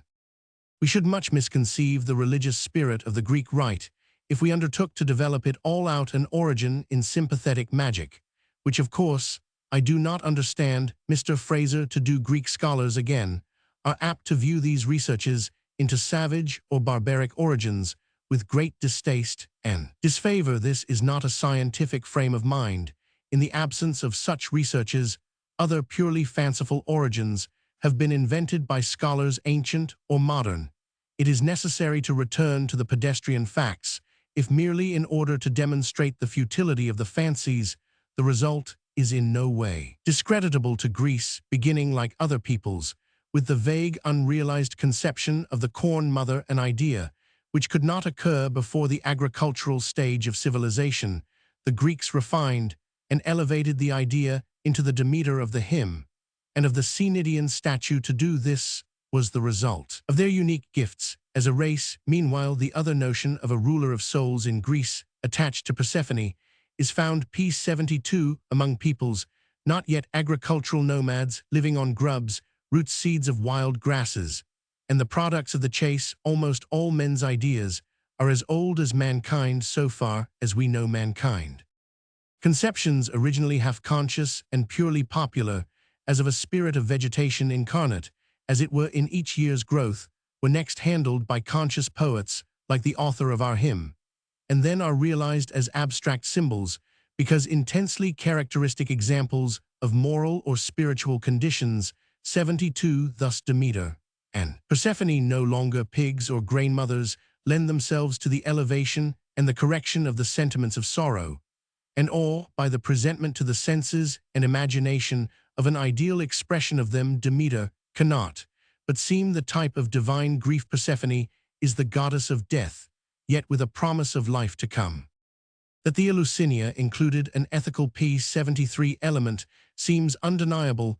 This one would think probable a priori on the ground that Greek mysteries are an embellished survival of the initiatory rites of savages, which do contain elements of morality. This I have argued at some length in myth, ritual, and religion. Many strange customs in some Greek mysteries, such as the daubing of the initiate with clay, the use of the Australian tundan, a small piece of wood whirled noisily by a string, the general suggestion of a new life. Flogging of boys at Sparta, their retreat each with his instructor, Australian cabo Greek to the forests, are precisely analogous to things found in Australia, America, and Africa. Now savage rites are often associated with what we think gross cruelty, and as in Fiji with abandoned license, of which the fathers also accuse the Greeks.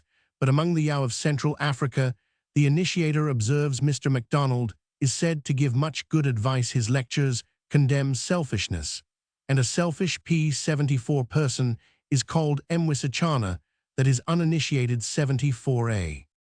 Among the Australians, Dampier in 1688 observed the singular unselfish generosity of distribution of food to the old, the weak, and the sick. According to Mr. Howitt, the boys of the Coast Murring tribe are taught in the mysteries to speak the straightforward truth while being initiated, and are warned to avoid various offenses against propriety and morality. The method of instruction is bad, a pantomimic representation of the sin to be avoided, but the intention is excellent. 74b. Among the Kernai, respect for the old, for unprotected women, the duty of unselfishness, and other ethical ideas are inculcated. 74c. While certain food taboos prevail during the rite, as was also the case in the Eleusinian, that this moral idea of sharing what they have with their friends is not confined merely to the tribe, is proved by the experience of John Finnegan, a white p. 75 man lost near Moreton Bay early in this century. At all times, whether they had much or little fish or kangaroo, they always gave me as much as I could eat. Even when the whites stole the fish of the natives and were detected, instead of attempting to repossess themselves of the fish, they instantly set at work to procure more for us, and one or two fetched us as much dingoa as they could carry. 75. The first English settlers in Virginia, on the other hand, when some native stole a cup, burned down the whole town. Thus the morality of the savage is not merely tribal, as is often alleged, and is carried into practice, as well as inculcated, in some regions, not in all. During the mysteries. For these reasons, if the Greek mysteries be survivals of savage ceremonies, as there is no reason to doubt that they are, the savage association of moral instruction with mummeries might survive as easily as p. 76. Anything else that it did survive is plain from numerous passages in classical authors. The initiate live a pious life in regard to strangers and citizens. They are to be conscious of no evil. They are to protect such as have wrought no unrighteousness. Such precepts have their root in the ethico-religious consciousness. 76b. It is not mere ritual purity that the mysteries demand, either among naked Australians or Yao or in Greece. Lobach did his best to minimize the testimony to the higher element. The Eleusinian, but without avail. The study of early barbaric savage classical Egyptian or Indian religions should not be one-sided. Men have always been men for good as well as for evil, and religion, almost everywhere, is allied with ethics, no less than it is overrun by the parasite of myth and the survival of magic. In ritual, the mother and the maid were saviors. P77, holy and pure despite contradictory legends. 77, the tales of incest, as between Zeus and Persephone, are the result of the genealogical mania.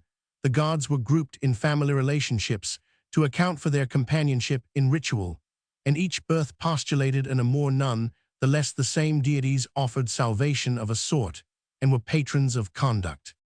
Greek religion was thus not destitute of certain chief elements in our own, but these were held in solution with a host of other warring elements, lustful, cruel, or buffooning. These elements Greece was powerless to shake off. Philosophers, by various expedients, might explain away the contradictory myths which overgrew the religion, but ritual, the luck of the state, and popular credulity were tenacious of the whole strange mingling of beliefs and practices. The view taken of the Eleusinian in this P78 note is hardly so exalted as that of Dr. Hatch. The main underlying conception of initiation was that there were elements in human life from which the candidate must purify himself before he could be fit to approach God. The need of purification, ritual and moral, is certain, but one is not aware of anything in the purely popular or priestly religion of Greece which exactly answers to our word God, as used in the passage cited. Individuals, by dint of piety or of speculation, might approach the conception, and probably many did both in and out of the philosophically schools, but traditional ritual and myth could scarcely rise to this ideal, and it seems exaggerated to say of the crowded Eleusinian throng of pilgrims that the race of mankind was lifted on to a higher plane when it came to be taught that only the pure in heart can see God. 78. The black native boys in Australia pass through a P79 purgative ceremony to cure them of selfishness, and afterwards the initiator points to the blue vault of sky, bidding them behold our Father Mungangor. This is very well meant and very creditable to untutored savages, and creditable ideas were not absent from the Eleusinian. But when we use the quotation, blessed are the pure in heart, for they shall see God, our meaning, though not very definite, is a meaning which it would be hazardous to attribute to a black boyar. To Sophocles, the idea of the new life appears to occur in Australian mysteries. A tribesman is buried and rises at a given signal, but here the new life is rather that of the lad admitted to full tribal privileges, including moral precepts, than that of a converted. Character confirmation, rather than conversion, is the analogy. The number of those analogies of ancient and savage with Christian religion is remarkable, but even in Greek mysteries, the conceptions are necessarily not so P80 purely spiritual as in the Christian creed, of which they seem half-conscious and fragmentary anticipations, or we may regard them as suggestions which Christianity selected, accepted, and purified. 81. Hymn to Demeter. The alleged Egyptian origins. In what has been said as to the Greek mysteries, I have regarded them as of native origin. I have exhibited rites of analogous kinds in the germ, as it were among savage and barbaric communities in Peru under the Incas.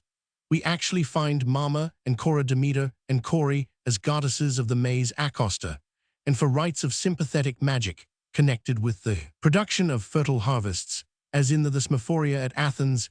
It is enough to refer to the vast collection in Mr. Fraser's Golden Bough. I have also indicated the closest of all known parallels to the Eleusinian in a Metacindence and Legend of the Pawnees for other savage mysteries, in which a moral P82 element occurs. I have quoted Australian and African examples. Thence I have inferred that the early Greeks might, and probably did, evolve their multiform mystic rites out of germs of such things inherited from their own prehistoric ancestors. No process, on the other hand, of borrowing from Greece can conceivably account for the Pawnee and Peruvian rites so closely analogous to those of Hellas. Therefore, I see no reason why, if Egypt, for instance, presents parallels to the Eleusinian, we should suppose that the prehistoric Greeks borrowed the Eleusinian from Egypt. These things can grow up autochthonous and underived out of the soil of human nature anywhere, granting certain social conditions. Monsieur Foucault, however, has lately argued in favor of an Egyptian origin of the Eleusinian 82. The Greeks naturally identified Demeter and Dionysus with Isis and Osiris. There were analogies in the figures and the legends p83, and that was enough. So, had the Greeks visited America, they would have recognized Demeter in the Pawnee Earth Mother and Persephone or Eubulius in Chibiabos. To account for the similarities, they would probably have invented a fable of Pawnee visitors to Greece or of Greek missionaries among the Pawnees, so they were apt to form a theory of an Egyptian origin of Dionysus and Demeter. Roman 1000 Foucault, however, argues that agriculture, corn-growing at least, came into Greece at one stride barley, and wheat not being indigenous in a wild state. The Greeks, however, may have brought grain in their original national migration. The Greek words for grain and ploughing are common to other families of Aryan speech, or obtained it from Phoenician settlements. Demeter, however, in Roman 1000 Foucault's theory, would be the goddess of the foreigners who carried the grain first to Hellas. Now, both the Homeric epics and the Egyptian monuments show us Egypt and Greece in contact in the p84 Greek prehistoric period, but it does not exactly follow that the prehistoric Greeks would adopt Egyptian gods or that the Thesmophoria, an Athenian harvest rite of Demeter, was founded by colonists from Egypt answering to the daughters of Danaus. 84 Egyptians certainly did not introduce the similar rite among the Khans or the Incas. The rites could grow up without importation as the result of the similarities of primitive fancy. Everywhere, if Isis is lady of the grain in Egypt, so is Mama in Peru, and Demeter need no more have been imported from Egypt than Mama. If Osiris taught the arts of life and the laws of society in Egypt, so did Daramullan in Australia and Yale in British Columbia. All the gods and culture heroes everywhere play this role in regions where importation of the idea from Egypt is utterly out of the question. Even in minute details, legends recur everywhere. The phallus of a mutilated Australian being of the fabulous Alcheringa time is hunted for p85 by his wives, exactly as Isis wanders in search of the phallus of the mutilated Osiris. 85a is anything in the Demeter legend so like the Isis legend as this Australian coincidence, yet the Arunta did not borrow it from Egypt. 85b, the mere fact again that there were mysteries both in Egypt and Greece proves nothing. There is a river in Monmouth and a river in Macedon. There are mysteries in almost all religions. Again, it is argued the gods of the mysteries in Egypt and Greece had secret names only revealed to the initiated. So too in Australia, women never initiated, and boys before initiation know Daramullan only as Papang Father. C. The uninitiated among the Kurnai do not know the sacred name Mungangor. 85d.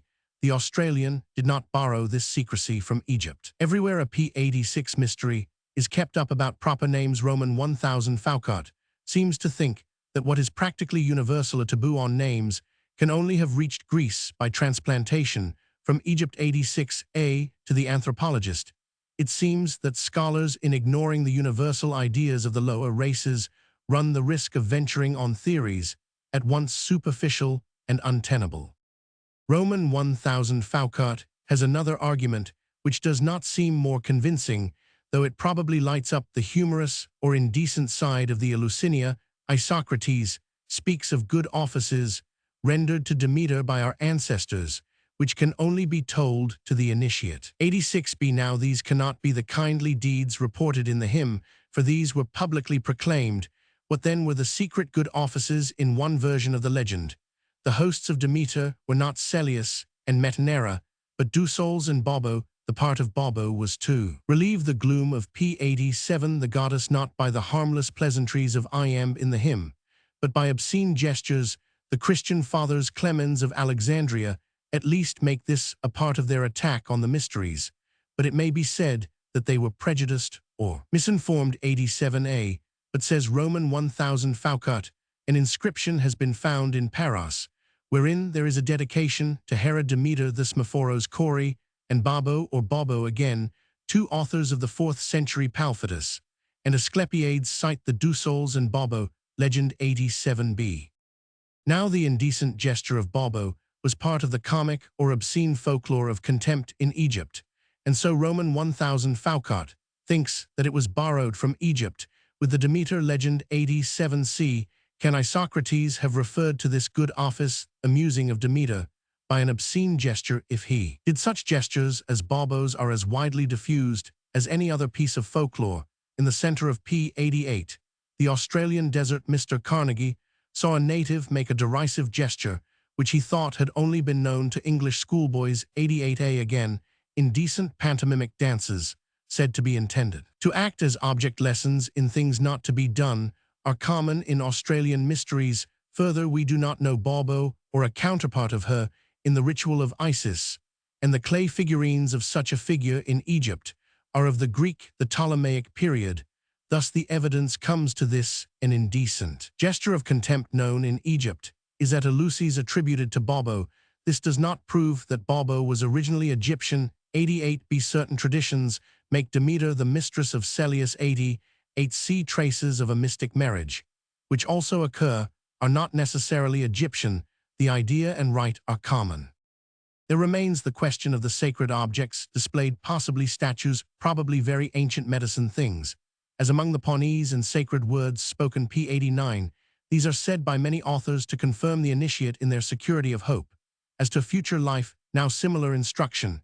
As to the details of the soul's voyage, the dangers to avoid, the precautions to be taken notoriously occur in the Egyptian Book of the Dead, but very similar fancies are reported from the Ojibways Cole, the Polynesians and Maoris. Taylor Turner, Gil Thompson, the early peoples of Virginia. 89a. The modern Arapaho and Sioux of the ghost dance rite, the Aztecs, and so forth. In all countries, these details are said to have been revealed by men or women who died, but did not, like Persephone, taste the food of the dead, and so were enabled to return to earth. The initiate at Eleusis were guided along a theatrically arranged pathway of the dead into a theatrical Elysium. 89b. Now, as such ideas as these occur among races utterly removed from contact with Egypt, as they are part of the European folklore of the visits of mortals to fairyland, in which it is p. 90 fatal to taste fairy food, I do not see that Eleusis need have borrowed such common elements of early belief from the Egyptians in the 7th century. B. Roman 10,090.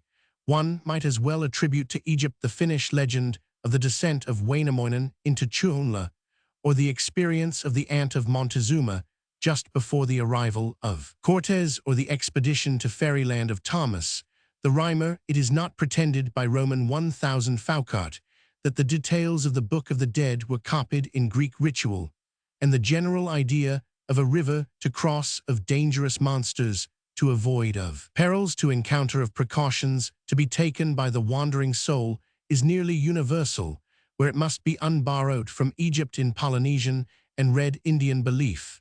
As at Eleusis, in these remote tribes, formulas of a preservative character are inculcated.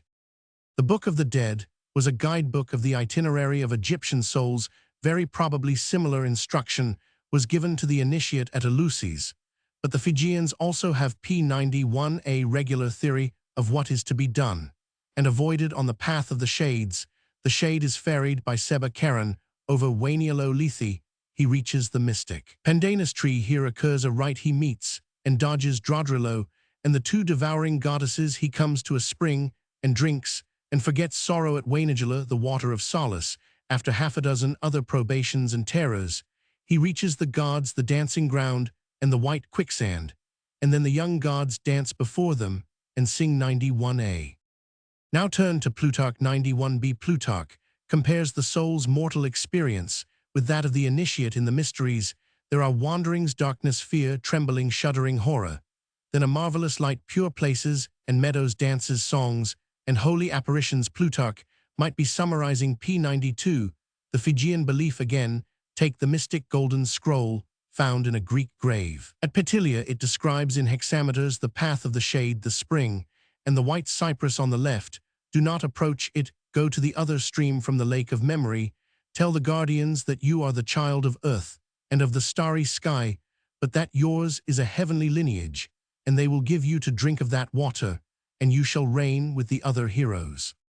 Tree and spring and peaceful place with dance, song, and divine apparitions, all are Fijian, all are Greek, yet nothing is borrowed by Fiji from Greece. Many other Greek inscriptions, cited by Roman 1000 Foucault, attest similar beliefs. Very probably such precepts as those of the Petilia scroll were among the secret instructions of Eleusis, but they are not so much. Egyptian as human Chibiabos is assuredly not borrowed from Osiris, nor the Fijian faith from the Book of the Dead Sacred Things, not to be shown to man still less to woman date, from the medicine P93 bag of the Red Indian, the mystic tribal bundles of the Pawnees, and the Churinga and bark native portmanteaus, of which Mr. Carnegie brought several from the Australian desert. Demeter and Persephone sending Triptolemos on his mission marble relief, found at Eleusis in Athens. For all Greek mysteries, a satisfactory savage analogy can be found. These spring straight from human nature, from the desire to place customs and duties and taboos under divine protection, from the need of strengthening them, and the influence of the elders by mystic sanctions, from the need of fortifying and trying the young by probations of strength, secrecy, and fortitude, from the magical expulsion of hostile influences, from the sympathetic magic of early agriculture, from study of the processes of nature regarded as personal, and from guesses, surmises, visions, and dreams as to the fortunes of the wandering soul on its way to its final home. I have shown all these things to be human, universal, not sprung from one race, in one region. Greek mysteries are based on all these natural, early P94 conceptions of life and death. The early Greeks, like other races, entertained these primitive or very archaic ideas. Greece had no need to borrow from Egypt, and though Egypt was within reach, Greece probably developed freely her original stock of ideas in her own fashion, just as did the Incas, Aztecs, Australians, Ojibways, and the other remote peoples whom I have selected. The argument of Roman 1000 Foucault, I think, is only good as long as we are ignorant of the universally diffused forms of religious belief, which correspond to the creeds of Eleusis, or of Egypt. In the Greek mysteries, we have the Greek Gaisalem, wistful, hopeful, holy, and pure, yet not uncontaminated with archaic buffoonery of notions and rites, hopes and fears common to all mankind. There is no other secret. The same arguments as I have advanced against Greek borrowing from Egypt apply to Greek borrowing from Asia. Mr. Ramsay, following Mr. Robertson Smith, suggests that Leto, the mother of Apollo, and Artemis P95 may be the old Semitic Alat 95. Then we have Leto and Artemis as the mother, and the maid Cori with their mystery play. Clement describes them the details as Eleusinian, for they had spread to Eleusis as the rites of Demeter. And Cori crossing from Asia to Crete, and from Crete to the European peninsula, the ritual remained everywhere fundamentally the same. Obviously, if the Eleusinian mysteries are of Phrygian origin, Ramsay, they cannot also be of Egyptian origin. Foucault, in truth, they are no more specially of Phrygian or Egyptian than of Pawnee or Peruvian origin. Mankind can and does evolve such ideas and rites in any region of the world. 95 BP 96. Conclusion. What has all this farrago about savages to do with Dionysus? I conceive some scholar or literary critic asking, if such an one looks into this book. Certainly, it would have been easier for me to abound in aesthetic criticism of the hymns, and on the aspect of Greek literary art which they illustrate, but the hymns, if read even through the pale medium of a translation, speak for themselves. Their beauties and defects, as poetry, patent too, are the charm and geniality of the national character, which they express. The glad Ionian gatherings, the archaic humor, the delight in life and love, and nature, the pious domesticities of the sacred hearth, the peopling of woods, hills, and streams, with exquisite fairy forms, all these make the poetic delight of the hymns. But all these need no P97 pointing out to any reader. The poets can speak for themselves. On the other hand, the confusions of sacred and profane, the origins of the mysteries, the beginnings of the gods in a mental condition long left behind by Greece, when the hymns were composed, all these matters need elucidation. I have tried to elucidate them as results of evolution from the remote prehistoric past of Greece, which, as it seems, must in many points have been identical with the historic present of the lowest contemporary races. In the same way, if dealing with ornament, I would derive the spirals, volutes, and concentric circles of Mycenaean gold work from the identical motives on the oldest incised rocks and kists of our islands of North and South America, and of the tribes of Central Australia, recently described by Messrs. Spencer and Gillen and Mr. Carnegie. The material of the Mycenaean artist may be gold, his work may be elegant and firm, but he traces the selfsame ornament as the naked Arunta with feebler hand paints on sacred rocks, or on the bodies p98 of his tribesmen, what is true of ornament is true of myth, rite, and belief. Greece only offers a gracious modification of the beliefs, rites, and myths of the races who now are nearest the beginning, however remote from that unknown beginning they may be. To understand this is to come closer to a true conception of the evolution of Greek faith and art than we can reach by any other path, yet to insist on this is not to ignore the unmeasured advance of the Greeks in development of society and art. On that head the hymns, like all Greek poetry, bear their own free testimony, but none the less Greek religion and myth present features repellent to us, which derive their origin not from savagery, but from the more crude horrors of the lower and higher barbarisms. Greek religion, Greek myth are vast conglomerates.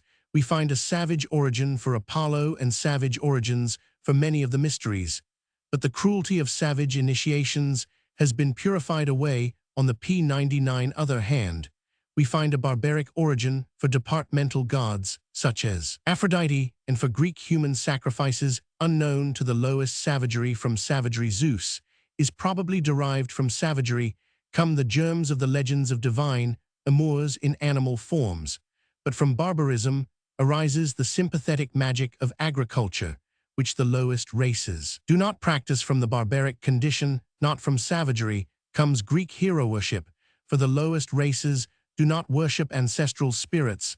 Such is the medley of prehistoric ideas in Greece, while the charm and poetry of the hymns are due mainly to the unique genius of the fully developed Hellenic race. The combination of good and bad, of ancestral rites and ideas, of native taste, of philosophical refinement, on inherited theology, could not last. The elements were too discordant, and yet it could not pass naturally away. The Greece of a Roman 500 wandered between two worlds, one dead, the other powerless to be born. 100 without external assistance. That help was brought by the Christian creed, and officially God's rites and myths vanished, while unofficially they partially endure even to this day. In Romaic folklore, 103 Homeric hymns. Hymn to Apollo. Silver Stator of Croton, about 400 B. Roman, 100 Obv. Hercules the founder, Rev. Apollo shooting the Python by the Delphic tripod. Mindful, ever mindful will I be of Apollo the Fardarter before him, as he fares through the hall of Zeus. The gods tremble, yea, rise up all from their thrones, as he draws near with his shining, bended bow. But Leto alone abides by Zeus, the lord of lightning, till Apollo hath slackened his bow and closed his quiver, then taking with her hands from his mighty shoulders p104 the bow and quiver, she hangs them against the pillar beside his father's seat from a pin of gold, and leads him to his place, and seats him there, while the father welcomes his dear son, giving him nectar in a golden cup. Then do the other gods welcome him, then they make him sit, and Lady Leto rejoices in that she bore the lord of the bow, her mighty son. Hail, O blessed Leto, mother of glorious children, Prince Apollo, and Artemis the archer, her in Ortygia him in rocky Delos didst thou bear, couching against the long sweep of the Cynthian hill, beside a palm tree, by the streams of Inopus. Leto with her infants, Apollo and Artemis, from a vase, in the British Museum, 6th century B. Roman 100.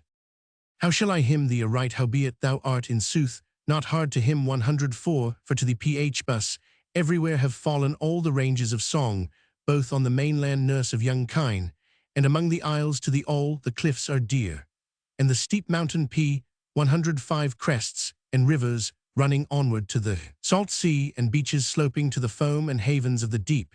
Shall I tell how Leto bore thee first, a delight of men, couched by the Cynthian hill in the rocky island, in Sigurt de Lawson, either hand, the black wave drives landward at the word of the shrill windswints, arising thou art, Lord over all mortals.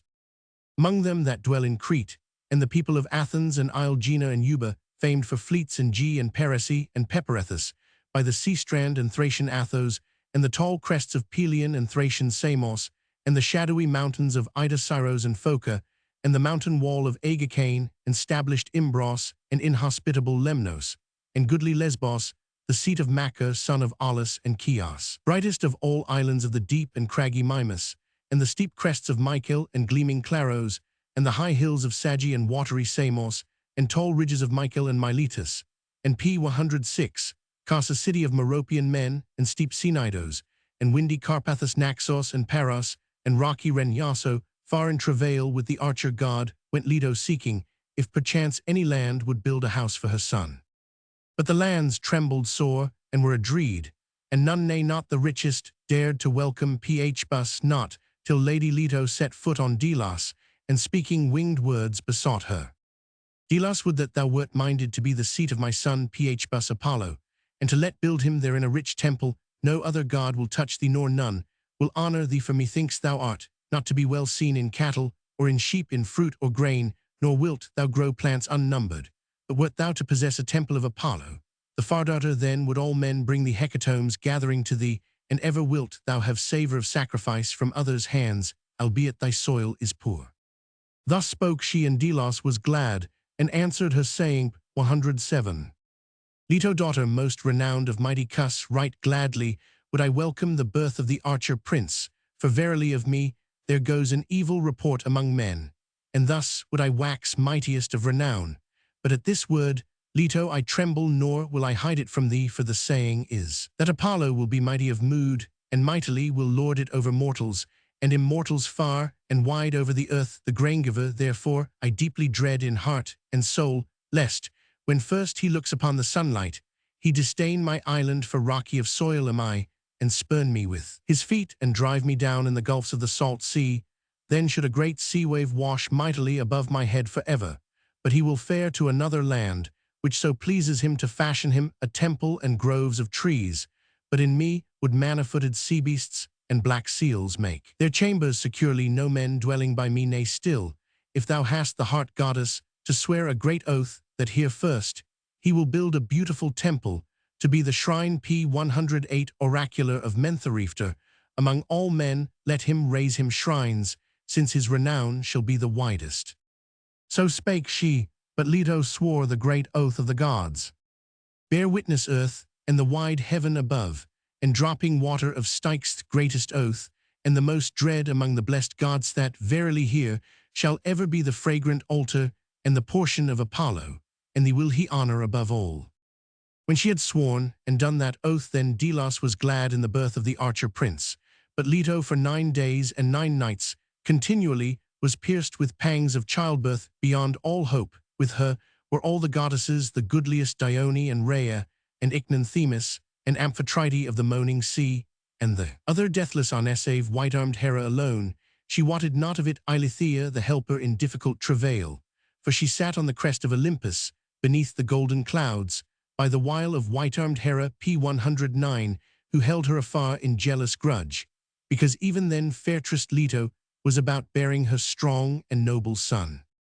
But the goddesses sent forth Iris from the fair-stablished isle, to bring Eilithea, promising her a great necklet golden, with amber studs 9 cubits long. Iris they bade, to call Eilithea apart from white-armed Hera, lest even then the words of Hera might turn her from her going.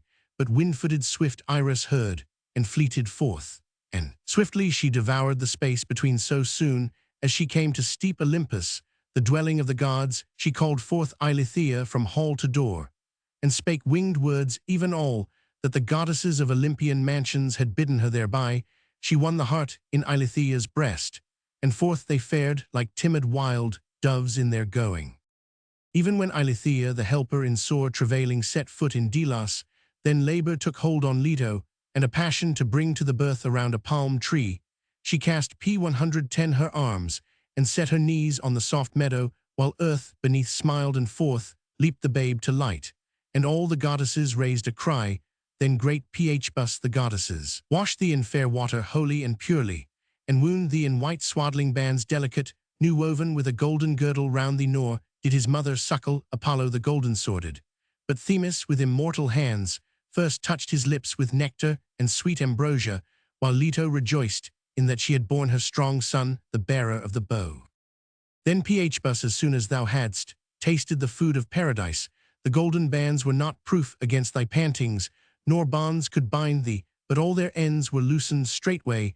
Among the goddesses spoke Phbus, Apollo mine, be the dear lyre and bended bow, and I will utter to men the unerring counsel of Zeus.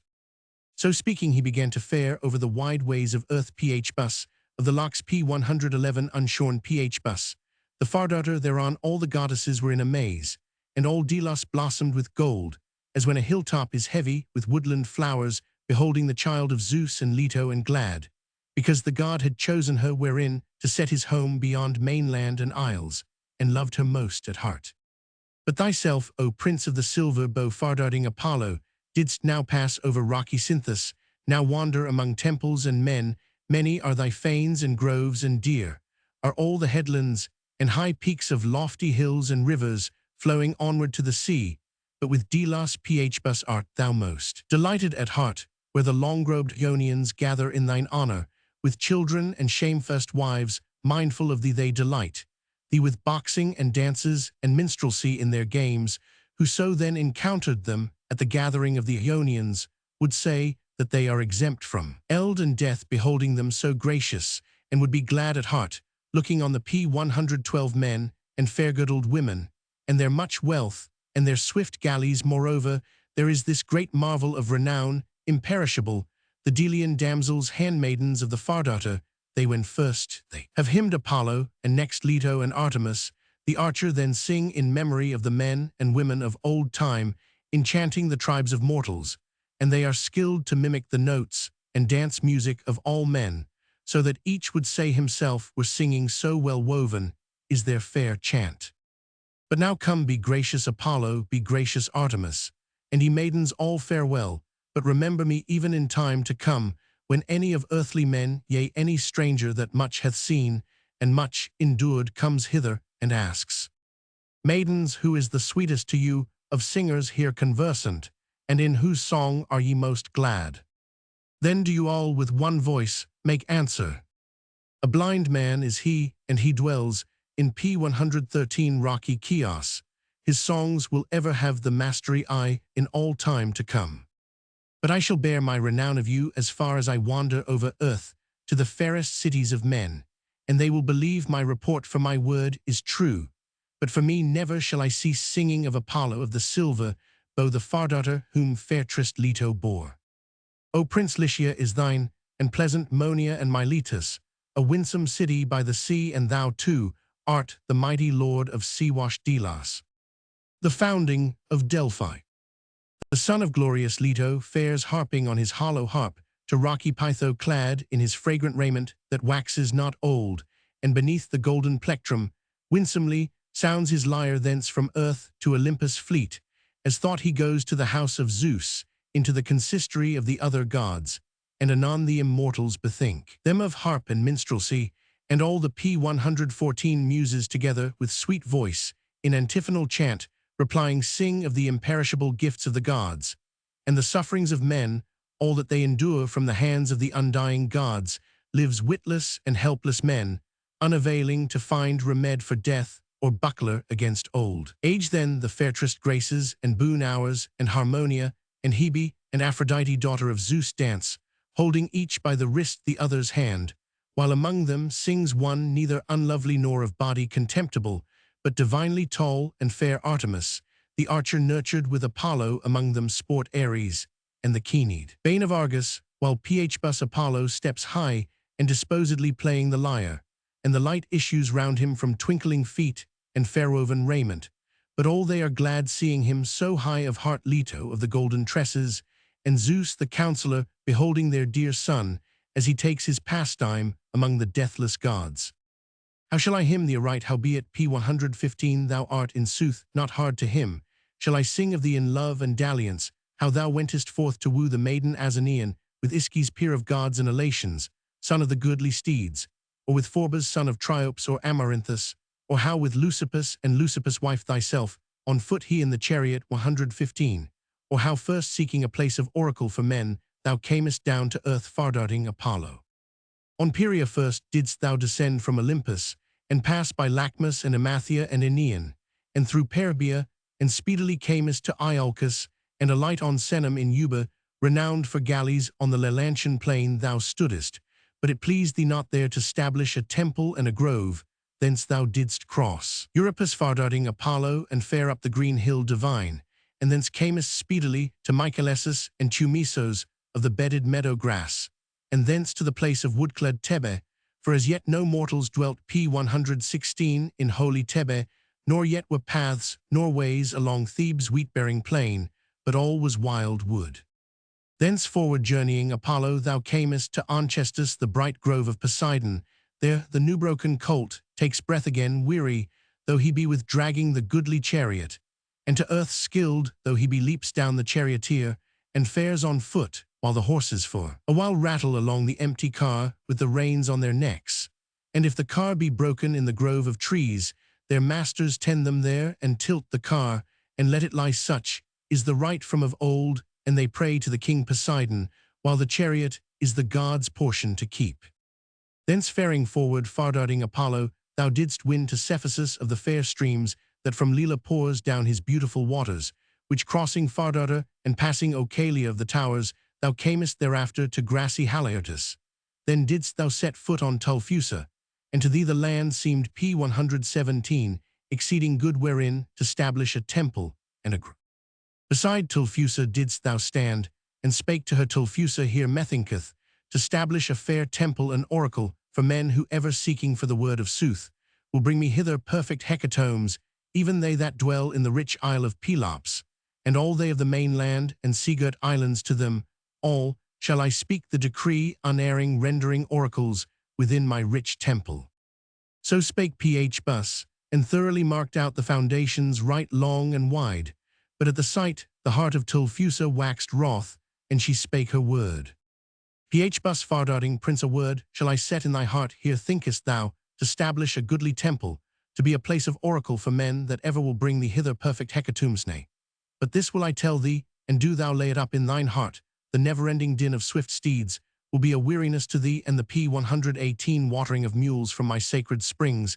Their men will choose rather to regard the well-wrought chariots and the stamping of the swift-footed steeds than thy great temple and much wealth therein. But and if thou that art greater and better than I, O prince, and thy strength is most of might, if thou wilt listen to me in Crisa, build thy fane beneath a glade of Parnassus. There neither will goodly chariots ring, nor wilt thou be vexed with stamping of swift steeds about thy well-builded altar. But none the less shall the renowned tribes of men bring their gifts to Epon, and delighted shalt thou gather the sacrifices of them who dwell around. Therewith she won over the heart of the Fardarter, even that to Tulphusa herself should be honor in that land, and not to the Fardarter. Thenceforward didst thou fare, far-darting Apollo, and camest to the city of the overweening Phlegi, that reckless of Zeus dwelt there in a goodly glade by the Cephisian mere. Thence fleetly didst thou speed to p. 119, the ridge of the hills, and camest to Crisa beneath snowy Parnassus to a knoll that faced westward, but above it hangs a cliff, and a hollow dell runs under rough with wood, and even there Prince Phbus Apollo deemed well to build a goodly temple, and spake, saying, here methinketh to stablish a right fair temple, to be a place oracular to men that shall ever bring me hither goodly hecatombs, both they that dwell in rich Peloponnesus, and they of the mainland and sea-girt isles, seeking here the word of sooth. To them all shall I speak the decree, unerring, rendering oracles within my wealthy shrine. So speaking, Phbus Apollo marked out the foundations right long and wide, and thereon Trophonius and Agames laid the threshold of stone, the sons of Erginus dear to the deathless gods. But round all the countless tribes of men built a temple with wrought stones, to be famous for ever in song. Hard by is a fair-flowing stream, and there with an arrow from his strong bow p. 120 did the prince, the son of Zeus, slay the dragoness mighty and huge, a wild Etin that was wont to wreak many woes on earthly men, on themselves, and their straight-stepping flocks, so dread a bane was she. This dragoness it was that took from golden-throned Hera, and reared the dread Typhaon, not to be dealt with a bane to mortals. Him did Hera bear upon a time in wrath, with father Zeus Wenas, Cronides, brought forth from his head, renowned Athens straightway. Lady Hera was angered, and spake among the assembled gods.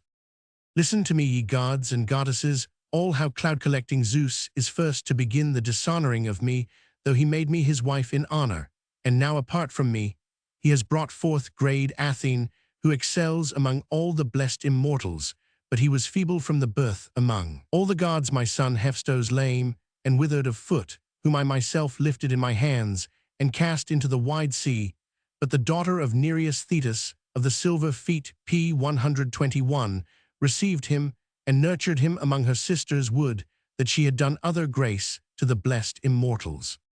Thou evil one of many wiles, what other wile devisest thou? How hadst thou the heart now alone to bear grade Athene? Could I not have borne her?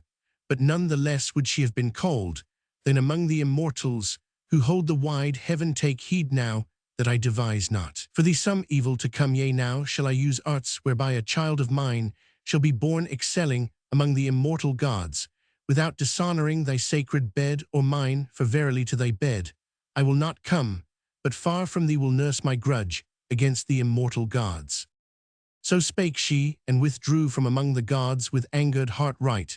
So she made her prayer, the ox-eyed Lady Hera, striking the earth with her hand flatterings 121, and spake her word 122.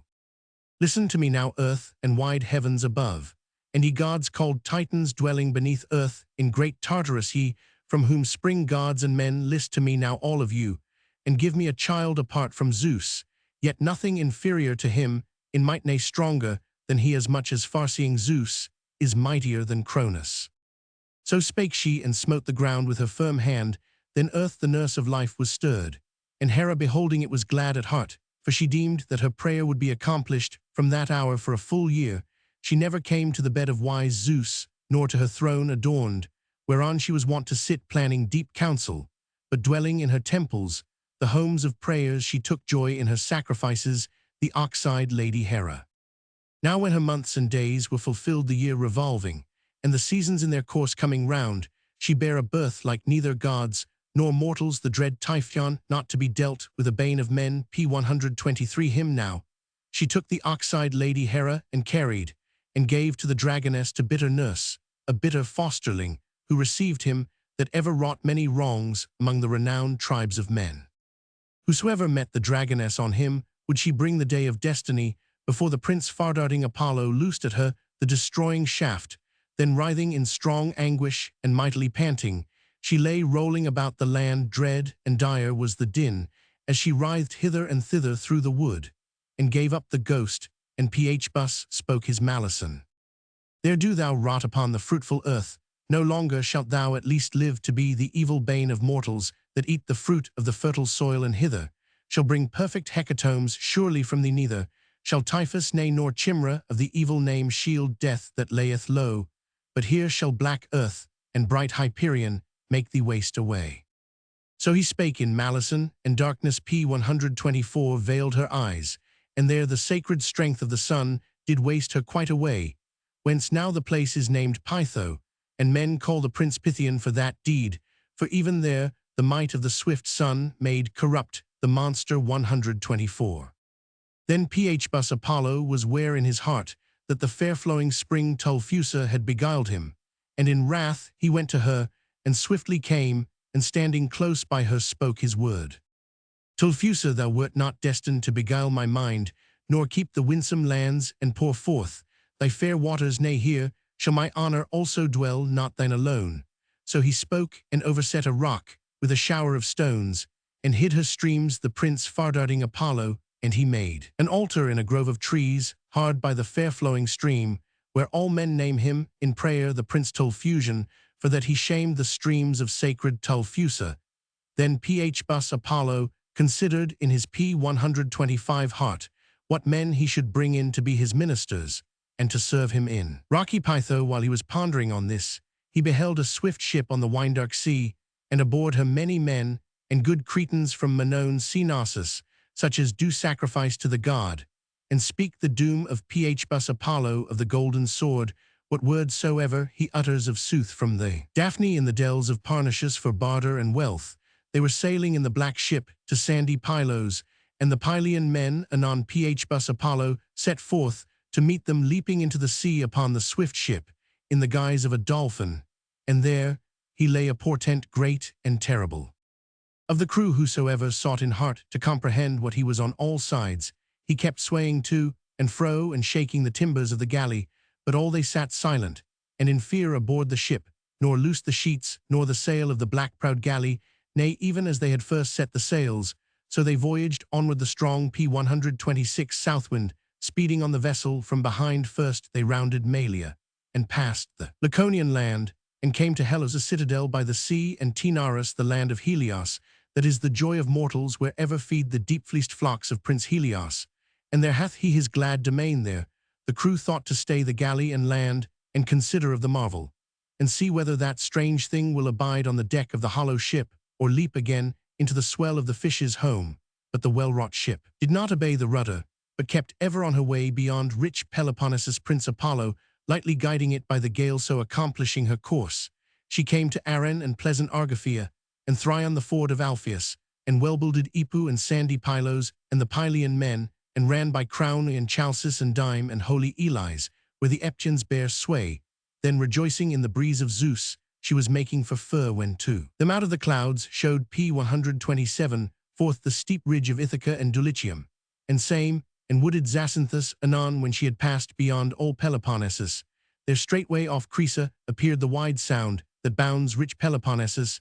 Then came on the west wind clear and strong by the counsel of Zeus, blowing hard out of heaven, that the running ship might swiftest accomplish her course over the salt water of the sea.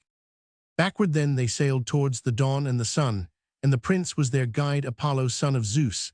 Then came they to far-seen Crisa, the land of vines, into the haven, while the seafaring ship beached herself on the shingle. Then from the ship leaped the prince, far-darting Apollo like a star at high noon, while the gleeds of fire flew from him, and the splendor flashed to the heavens. Into his inmost holy place he went through the precious tripods, and in the midst he kindled a flame, showering forth his shafts, and the splendor filled all Crisa. 127, and the P128 wives of the Chrysons and their fair-girdled daughters raised a wail at the rushing flight of Phbus, for great fear fell upon all. Thence again to the galley he set forth, and flew fleet as a thought in shape, a man lusty and strong in his first youth, his locks swathing his wide shoulders. Anon he spake to the seamen winged words: Strangers, who are ye? Whence sail ye the wet ways? Is it after merchandise, or do ye wander at adventure over the salt sea, as sea robbers use that roam, staking their own lives, and bearing bane to men of strange speech? Why sit ye thus adread, not faring forth on the land, nor slackening the gear of your black ship? Sure this is the wont of toilsome mariners, when they come from the deep to the land in their black ship, fordom with labor, and anon a longing for sweet food seizes their hearts. So spake he, and put courage in their breasts, and the leader of the Cretans answered him, saying, Stranger, behold, thou art no whit like P129 unto mortal men in shape or growth, but art a peer of the immortals, wherefore all hail and grace be thine, and all good things at the hands of the gods. Tell me then truly, that I may know indeed what people is this, what land, what mortals dwell here. Surely with our thoughts set on another goal, we sailed the great sea to Pylos from Crete, whence we boast our lineage. But now it is hither that we have come, maugre our wills, with our galleanother path, and other ways we longing to return, but some god has led us all unwilling to this place. Then the far-darting Apollo answered them: Strangers who dwelt aforetime round wooded Cnossus, never again shall ye return each to his pleasant city, and his own house, and his wife, but here shall ye hold my rich temple, honored by multitudes of men. Lo, I am the son of Zeus, and name myself Apollo, and hither have I brought you over the great gulf of the sea with no evil intent. Nay, here shall ye possess my rich temple, P130, held highest in honor among all men, and ye shall know the counsels of the immortals, by whose will ye shall ever be held in renown. But now come and instantly obey my word. First lower the sails, and loose the sheets, and then beach the black ship on the land, taking forth the wares and gear of the trim galley, and build ye an altar on the strand of the sea, thereon kindle fire, and sprinkle above in sacrifice the white barley flour, and thereafter pray, standing around the altar. And whereas I first in the misty sea sprang aboard the swift ship, in the guise of a dolphin, therefore pray to me as Apollo Delphinius, while mine shall ever be the Delphian altar seen from afar. Then take ye supper beside the swift black ship, and pour libations to the blessed gods who hold Olympus. But when ye have dismissed the desire of sweet food, then with me do ye come singing the pan, till ye win that place where ye shall possess the rich temple. So spake he while they heard, and obeyed. P131, eagerly first they lowered the sails, loosing the sheets, and lowering the mast, by the forestays they laid it in the masthead, and themselves went forth on the strand of the sea. Then forth from the salt sea to the mainland they dragged the fleet ship high up on the sands, laying long sleepers thereunder, and they builded an altar on the sea strand, and lit fire thereon, scattering above white barley flour in sacrifice. And standing around the altar they prayed, as the god commanded. Anon they took supper beside the fleet black ship, and poured forth libations to the blessed gods who hold Olympus. But when they had dismissed the desire of meat and drink, they set forth on their way, and the Prince Apollo guided them harp in hand. And sweetly he harped, faring with high and goodly strides, dancing in his train. The Cretans followed to Pytho, and the Pan they were chanting, the pans of the Cretans, in whose breasts the Muse hath put honeysweet song. All unwearied they strode to the hill, and swiftly were got to P132 Parnassus, and a winsome land, where they were to dwell honored of many among men. Apollo guided them, and showed his holy shrine and rich temple, and the spirit was moved in their breasts. And the captain of the Cretans spake, and asked the god, saying, Prince, since thou hast led us far from friends and our own country, for so it pleases thee, how now shall we live, we pray thee? Tell us. This fair land bears not vines, nor is rich in meadows, wherefrom we might live well and minister to men. Then smiling Apollo, the son of Zeus, spoke to them. Foolish ones, enduring hearts, who desire cares and sore toil, and all straits, a light word will I speak to you. Do ye consider it. Let each one of you knife in right hand be ever slaughtering sheep, that in abundance shall ever be yours all the flocks, that the renowned tribes of men bring hither to me. Yours it is to guard my temple and receive P133, the tribes of men that gather hither, doing above all as my will enjoins. But if any vain word be spoken, or vain deed wrought, or violence, after the manner of mortal men, then shall others be your masters, and hold you in thraldom for ever. 133. I have spoken all, do thou keep it in thy heart. Even so fare thou well, son of Zeus and Leto, but I shall remember both thee and another song. Roman 2. Hermes. Of Hermes sing, O Muse, the son of Zeus, and Maia, lord of Cyllene, and Arcadia, rich in sheep, the fortune-bearing herald of the gods, him whom Maia bore, the fairest nymph that lay in the arms of Zeus. A shamefaced nymph was she, shunning the assembly of the blessed gods, dwelling within a shadowy cave. Therein was Cronion wont to embrace the fairest nymph in the deep of night, when sweet sleep held white-armed Hera, the immortal gods knowing it not, nor mortal men. But when the mind of great Zeus was fulfilled, and over her the 10th moon stood in the sky, the babe was born to light, and all was made manifest, yea, then she bore a child of many a wile and cunning counsel, a robber, a driver, P135 of the kine, a captain of raiders, a watcher of the night, a thief of the gates, who soon should show forth deeds renowned among the deathless gods.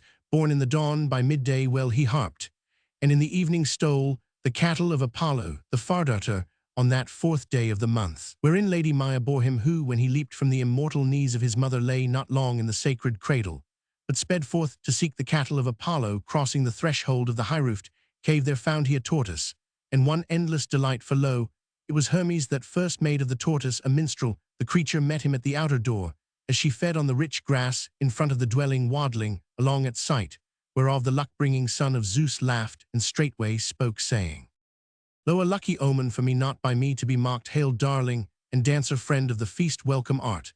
Thou whence gatst thou the gay garment, a speckled shell, thou a mountain-dwelling tortoise? Nay, I will P136 carry thee within, and a boon shalt thou be to me, not by me to be scorned. Nay, thou shalt first serve my turn best, it is to bide at home. Since danger is abroad living, shalt thou be a spell against ill witchery, and dead, then a right sweet music maker.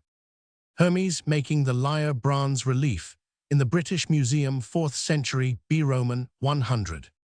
So spake he, and raising in both hands the tortoise, went back within the dwelling, bearing the glad treasure. Then he choked the creature, and with a gouge of grey iron he scooped out the marrow of the hill tortoise, and as a swift thought wings through the breast of one that crowding cares are haunting, or as bright glances fleet from the eyes, so swiftly devised renowned Hermes both deed and word. He cut to measure stalks of reed, and fixed them in through holes bored in the stony shell of the tortoise, and cunningly stretched round it the hide of an ox, and put in the horns of the lyre. And to both he fitted the bridge, and stretched 7 harmonious chords of sheep gut. 136 p. 137. Then took he his treasure when he had fashioned it, and touched the strings in turn with the plectrum, and wondrously it sounded under his hand and fair, sang the god to the notes improvising his chant, as he played like lads, exchanging taunts at festivals of Zeus Cronides and fair-sandaled Maia. He sang how they had lived in loving dalliance, and he told out the tale of his begetting, and sang the handmaids, and the goodly halls of the nymph, and the tripods in the house and the store of cauldrons. So then he sang but dreamed of other deeds, then bore he the hollow lyre, and laid it in the sacred cradle. Then in longing for flesh of kine, he sped from the fragrant hall to a place of outlook, with such a design in his heart P138, as reiving men pursue in the dark of night. The sun had sunk down beneath earth into ocean with horses and chariot, when Hermes came running to the shadowy hills of Pieria, where the deathless kine of the blessed gods had ever their haunt. There fed they on the fair unshorn meadows from their number. Did the keen-sighted Argephont son of Maia cut off 50 loud-lowing kine, and drove them hither and thither over the sandy land, reversing their tracks, and mindful of his cunning, confused the hoof-marks. The front behind the hind in front, and himself fared down again straightway. He wove sandals on the sezon things undreamed. He wrought works wonderful unspeakable, mingling myrtle twigs and tamarisk. Then binding together a bundle of the fresh young wood, he shrewdly fastened it for light sandals beneath his feet leaves, and all 138 brushwood, that the P139 renowned slayer of Argus had plucked on his way from Pieria, being, as he was in haste down the long way.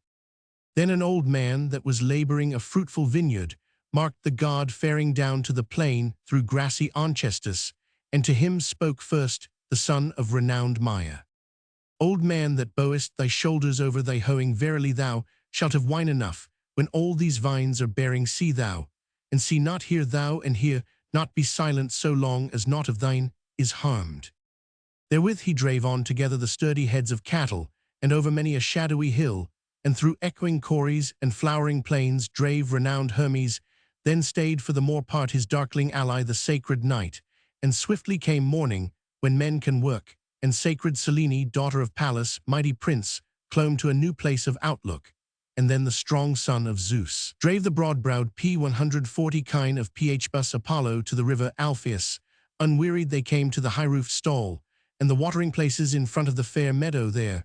When he had foddered the deep-faced kine, he herded them huddled together into the byre-munching lotus and dewy marsh marigold.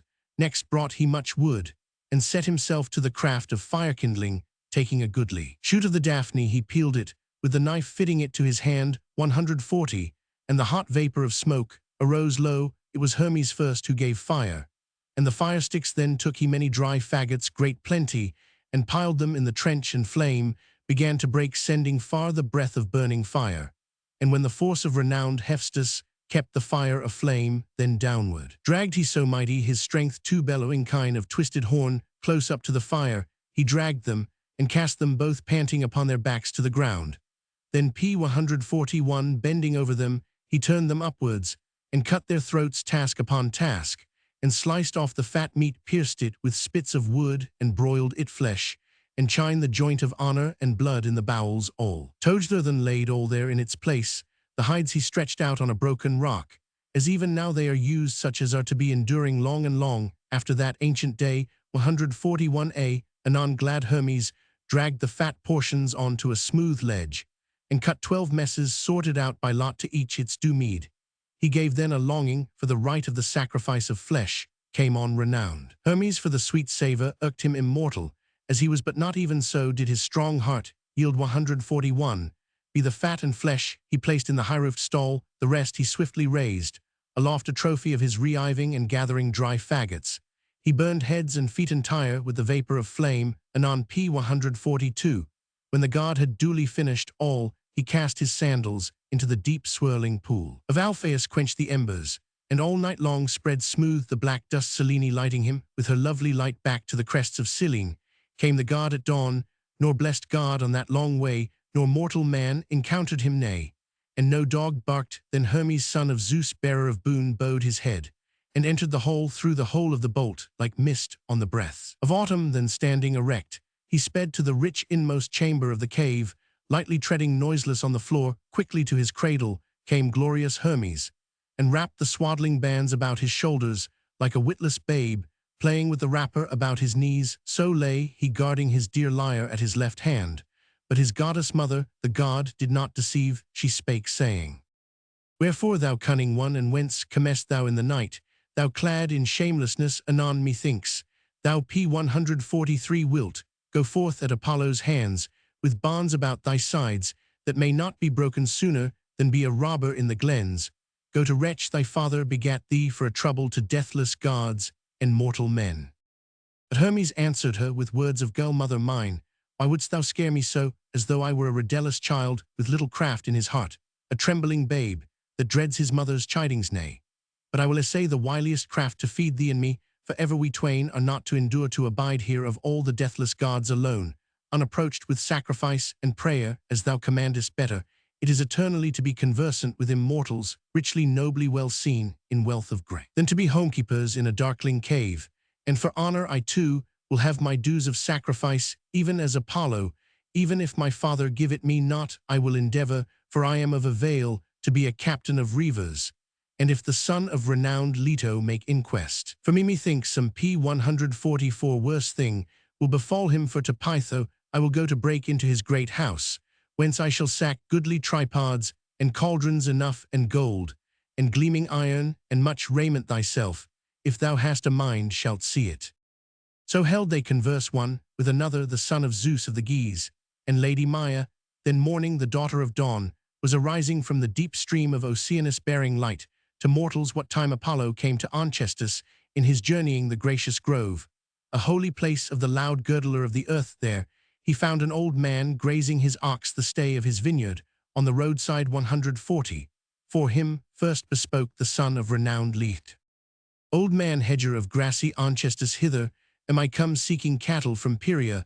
All the crook-horned kine out of my herd, my black bull was wont to graze apart from the rest, and my 4 bright-eyed P145 hounds followed, 4 of them wise as men, and all of one mind. These were left the hounds, and the bull a marvel, but the kine wandered away from their soft meadow and sweet pasture at the going down of the sun. Tell me, thou old man of ancient days, if thou hast seen any man faring after these cattle."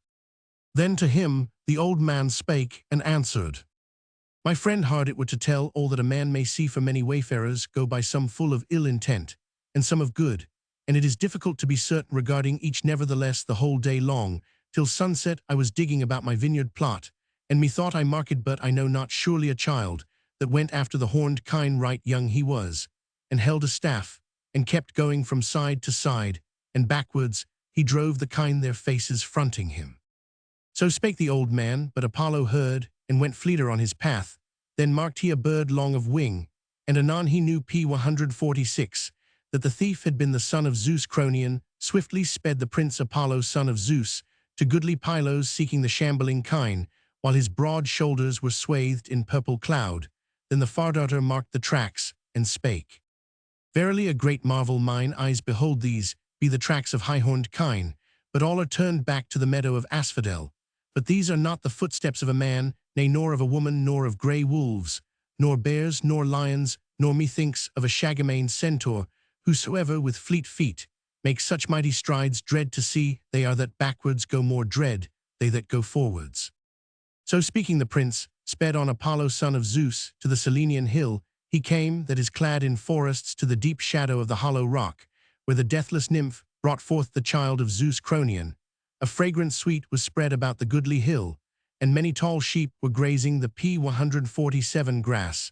Thence he went fleetly over the stone threshold into the dusky cave, even Apollo the far daughter. Now when the son of Zeus and Maia beheld Apollo thus in wrath for his kine, he sank down within his fragrant swaddling bands, being covered, as piled embers of burnt tree roots are covered by thick ashes. So Hermes called himself up, when he saw the far daughter, and curled himself, feet, head, and hands into small space, summoning sweet sleep, though of a verity wide awake, and his tortoise-shell he kept beneath his armpit. But the son of Zeus and Leto marked them well, the lovely mountain nymph and her dear son, a little babe all wrapped in cunning wiles, gazing round all the chamber of the vasty dwelling. Apollo opened 3 aumbries with the shining key full, were they of nectar and glad ambrosia, and much gold and silver lay within, and much raiment of the nymph, purple and glistering, such as are within the dwellings of the mighty gods. Anon, when P148, he had searched out the chambers of the great hall, the son of Leto spake to renowned Hermes. Child in the cradle lying, tell me straightway of my kine, or speedily between us twain will be unseemly strife, for I will seize thee, and cast thee into murky Tartarus, into the darkness of doom, where none is of avail, nor shall thy father or mother redeem thee to the light, nay, under earth shalt thou roam a reaver among folk fordone. Then Hermes answered with words of craft, Apollo, what ungentle word hast thou spoken? And is it thy cattle of the homestead thou comest here to seek? I saw them not, heard not of them, gave ear to no word of them. I can tell no tidings, nor win the fee of him who tells not. Like a lifter of cattle, a stalwart man, am I no task. Is this of mine hitherto? I have other cares, sleep, and mother's milk, and about my shoulders swaddling bands, and warmed baths. Let none know whence this feud arose, and verily great marvel, among the P149 immortals, it would be that a newborn child should cross the threshold after kine of the homestead. A silly reed of thine yesterday was I born, my feet are tender and rough, is the earth below. But if thou wilt, I shall swear the great oath by my father's head, that neither I myself am to blame, nor have I seen any other thief of thy kind be kine what they may, for I know, but by hearsay. So spake he with twinkling eyes, and twisted brows, glancing hither and thither, with long-drawn whistling breath, hearing Apollo's word as a vain thing. Then lightly laughing spake Apollo the far-daughter. O thou rogue, thou crafty one, verily methinks that many a time thou wilt break into stablished homes, and by night leave many a man bear silently pilling through his house. Such is thy speech today, and many herdsmen of the steadings wilt thou vex in the mountain glens, when in lust for flesh thou comest on the herds, and sheep thick of fleece. Nay, come lest thou sleep. P150, the last and longest slumber, come forth from thy cradle, thou companion of black night, for surely this honor hereafter thou shalt have among the immortals, to be called for ever the captain of reavers. So spake Phbus Apollo, and lifted the child, but even then strong Argisbane had his device, and in the hands of the god let forth an omen, an evil bellitenant, with tidings of worse, and a speedy sneeze. Thereafter Apollo heard, and dropped renowned Hermes on the ground, then sat down before him eager, as he was to be gone, chiding Hermes, and thus he spoke. Take heart, swaddling one, child of Zeus, and Maia, by these thine omens shall I find anon the sturdy kine, and thou shalt lead the way. So spake he, but swiftly arose Selenian Hermes, and swiftly fared, pulling about his ears his swaddling bands that were his shoulder wrapping. Then spake he, Whither bearest thou me, far-daughter of gods most vehement? Is it for wrath about P151, thy kine, that thou thus provokest me? Would that the race of kine might perish, for thy cattle have I not stolen, nor seen another steal. Whatsoever kine may be I know, but by hearsay I but let our suit be judged before Zeus Cronian. Now were lone Hermes and the splendid son of Leto point by point disputing their pleas. Apollo, with sure knowledge, was righteously seeking to convict renowned Hermes for the sake of his kine, but he with craft and cunning words sought to beguile Selenian, to beguile the god of the silver bow. But when the wily one found one as wily, then speedily he strode forward through the sand in front, while behind came the son of Zeus and Leto. Swiftly they came to the crests of fragrant Olympus, to Father Cronian. They came, these goodly sons of Zeus, for there were set for them the balances of doom. Quiet was snowy Olympus, but they who know not decay or death were gathering after gold-throned dawn. Then stood Hermes and Apollo of the silver bow before P152, the knees of Zeus, the thunderer, who inquired of his glorious son, saying, Phbus, whence drivest thou such mighty spoil, a newborn babe, like a herald? A mighty matter, this, to come before the gathering of the gods. Then answered him the prince, Apollo the far-daughter, Father, anon shalt thou hear no empty tale. Tauntest thou me, as though I were the only lover of booty.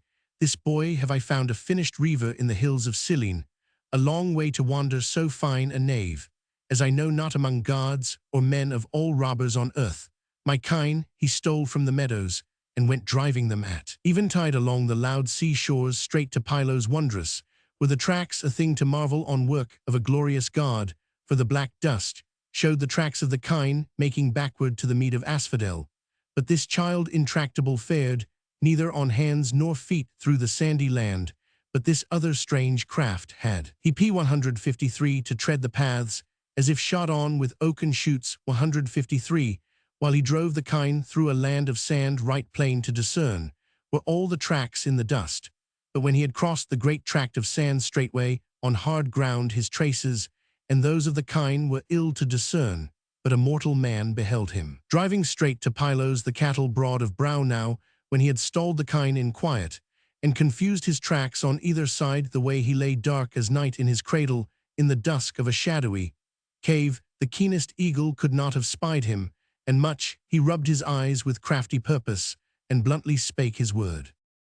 I saw not, I heard not aught, nor learned another's tale, nor tidings could I give, nor win reward of tidings.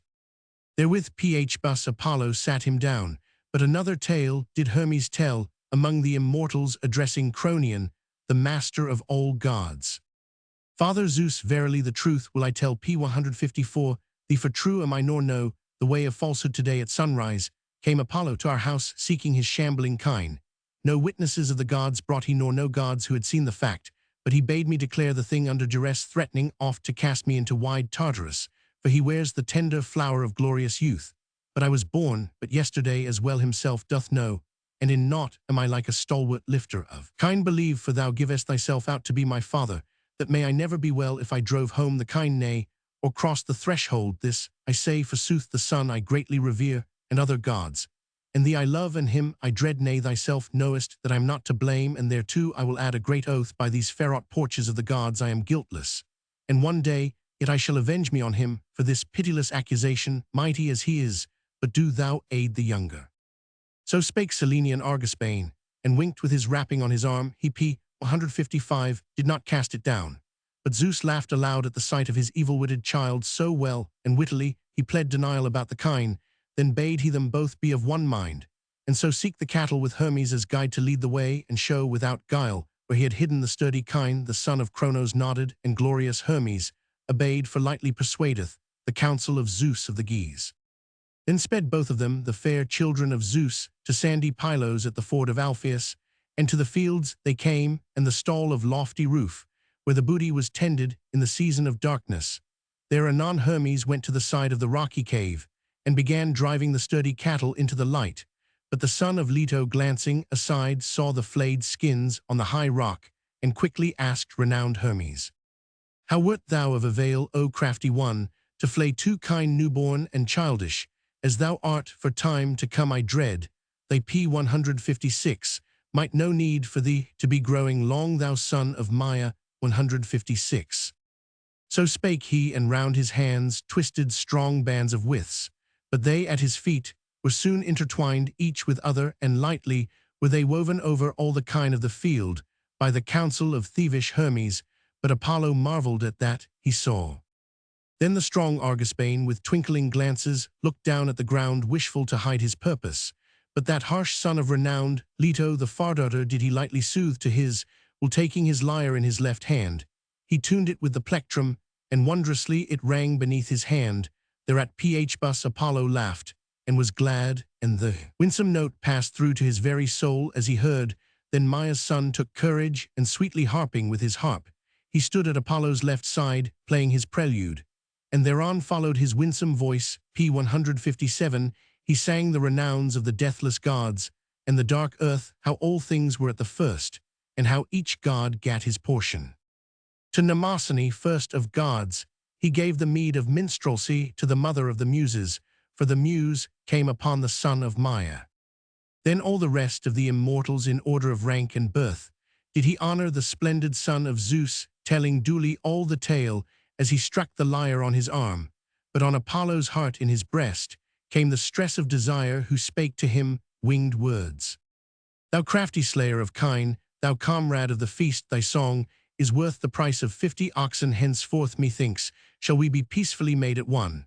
But come now, tell me this, thou wily son of Maia, have these marvels been with thee even since thy birth, or is it that some immortal or some mortal man has given thee the glorious gift and shown thee song divine? For marvelous is this new song in mine ears, P158, such as methinks none hath known either of men or of immortals who have mansions in Olympus, save thyself, thou Reaver, thou son of Zeus.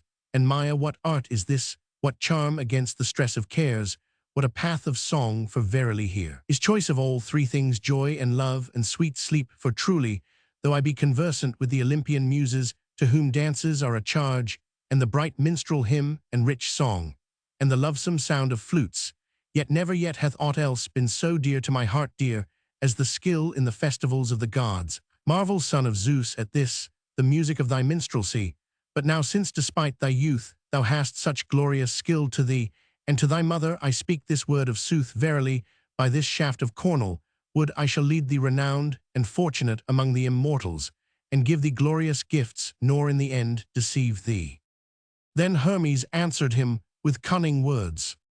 Shrewdly thou questionest me, Fardata, p. 159, nor do I grudge thee to enter upon mine art. This day shalt thou know it, and to thee would I fain be kind in word, and will, but within thyself, thou well knowest all things, for first among the immortals, son of Zeus, is thy place, mighty art thou, and strong, and Zeus of wise counsels loves thee well with reverence due, and hath given thee honor and goodly gifts. Nay, they tell that thou knowest soothsaying, Fardata, by the voice of Zeus, for from Zeus are all oracles, wherein I myself now know thee to be always thy province. It is to know whatso thou wilt, since then thy heart bids thee play the lyre, harp thou, and sing, and let joys be thy care, taking this gift from me, and to me friend gain glory, sweetly sing with my shrill comrade in thy hands, that knoweth speech good and fair, and in order do freely, do thou bear it hereafter into the glad feast, and the winsome dance, and the glorious revel, a joy by night and day. Whatsoever skilled hand shall inquire of it artfully and wisely, surely its voice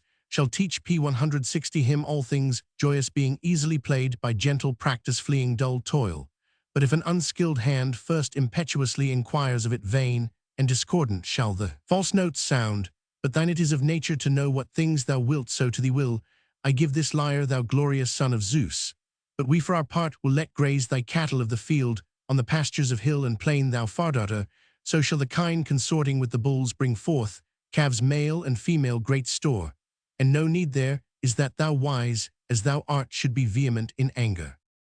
So spake he, and held forth the lyre that Phbus Apollo took, and pledged his shining whip in the hands of Hermes, and set him over the herds. Gladly the son of Maia received it, while the glorious son of Leto, Apollo, the prince, the Fardata, held the lyre in his left hand, and tuned it orderly with the plectrum. Sweetly it sounded to his hand, and fair thereto was the song of the god. Thence anon the twain turned the kine to P. 161. The meadow, but themselves, the glorious children of Zeus, hastened back to snow-clad Olympus, rejoicing in the lyre. I, and Zeus, the counselor, was glad of it. Both did he make one in love, and Hermes loved Leto's son constantly, even as now, since, when in knowledge of his love he pledged to the Fardata the winsome lyre, who held it on his arm, and played thereon.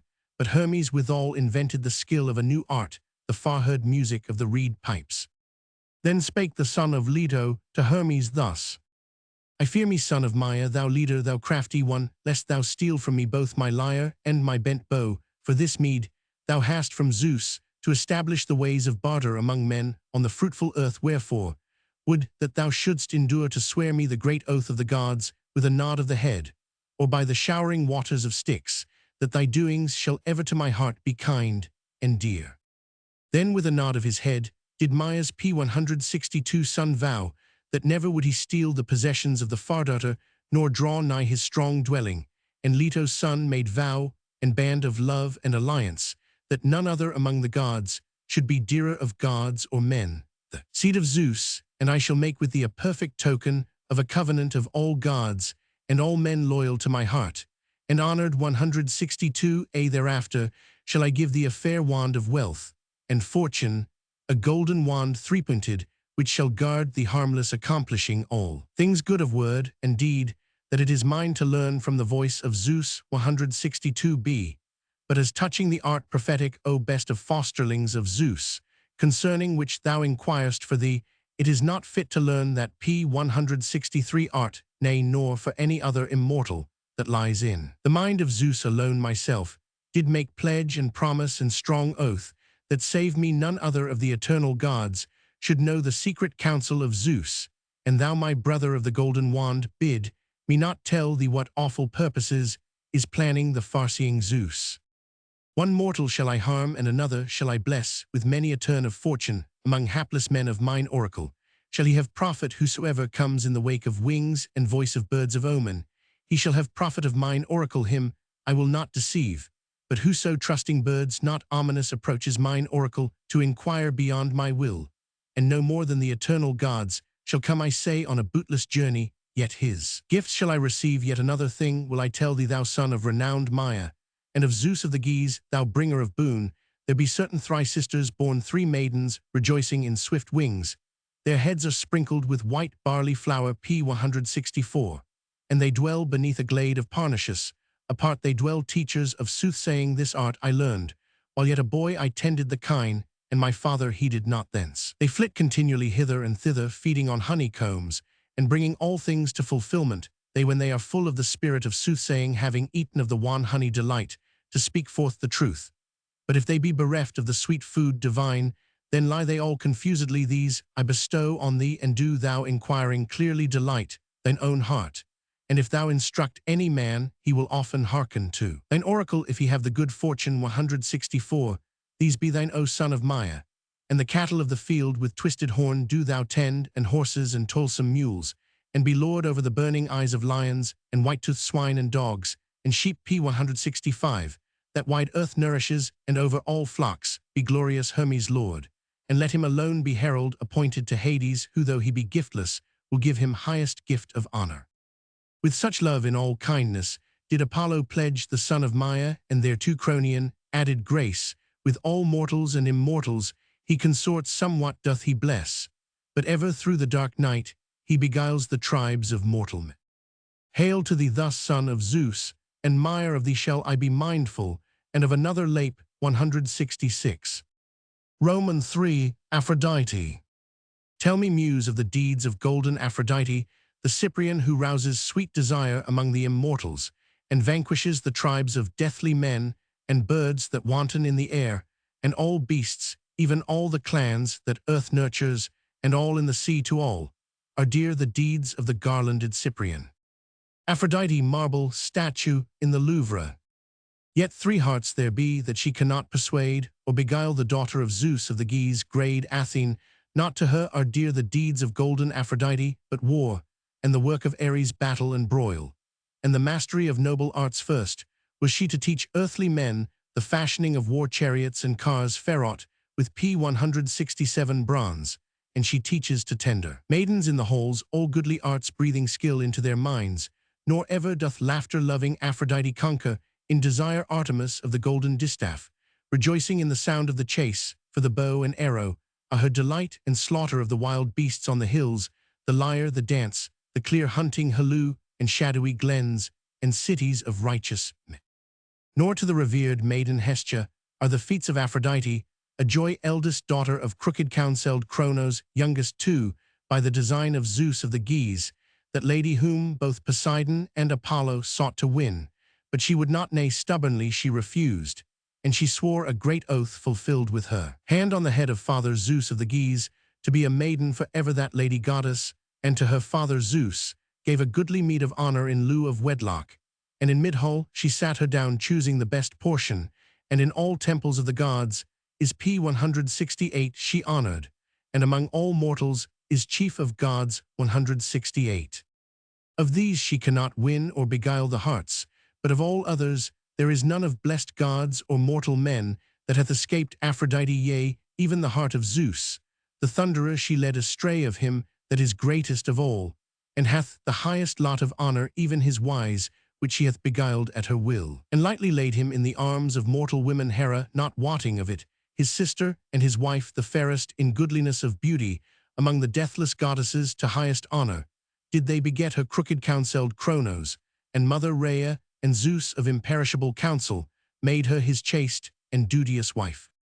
But into Aphrodite herself Zeus sent sweet p. 169 desire to lie in the arms of a mortal man.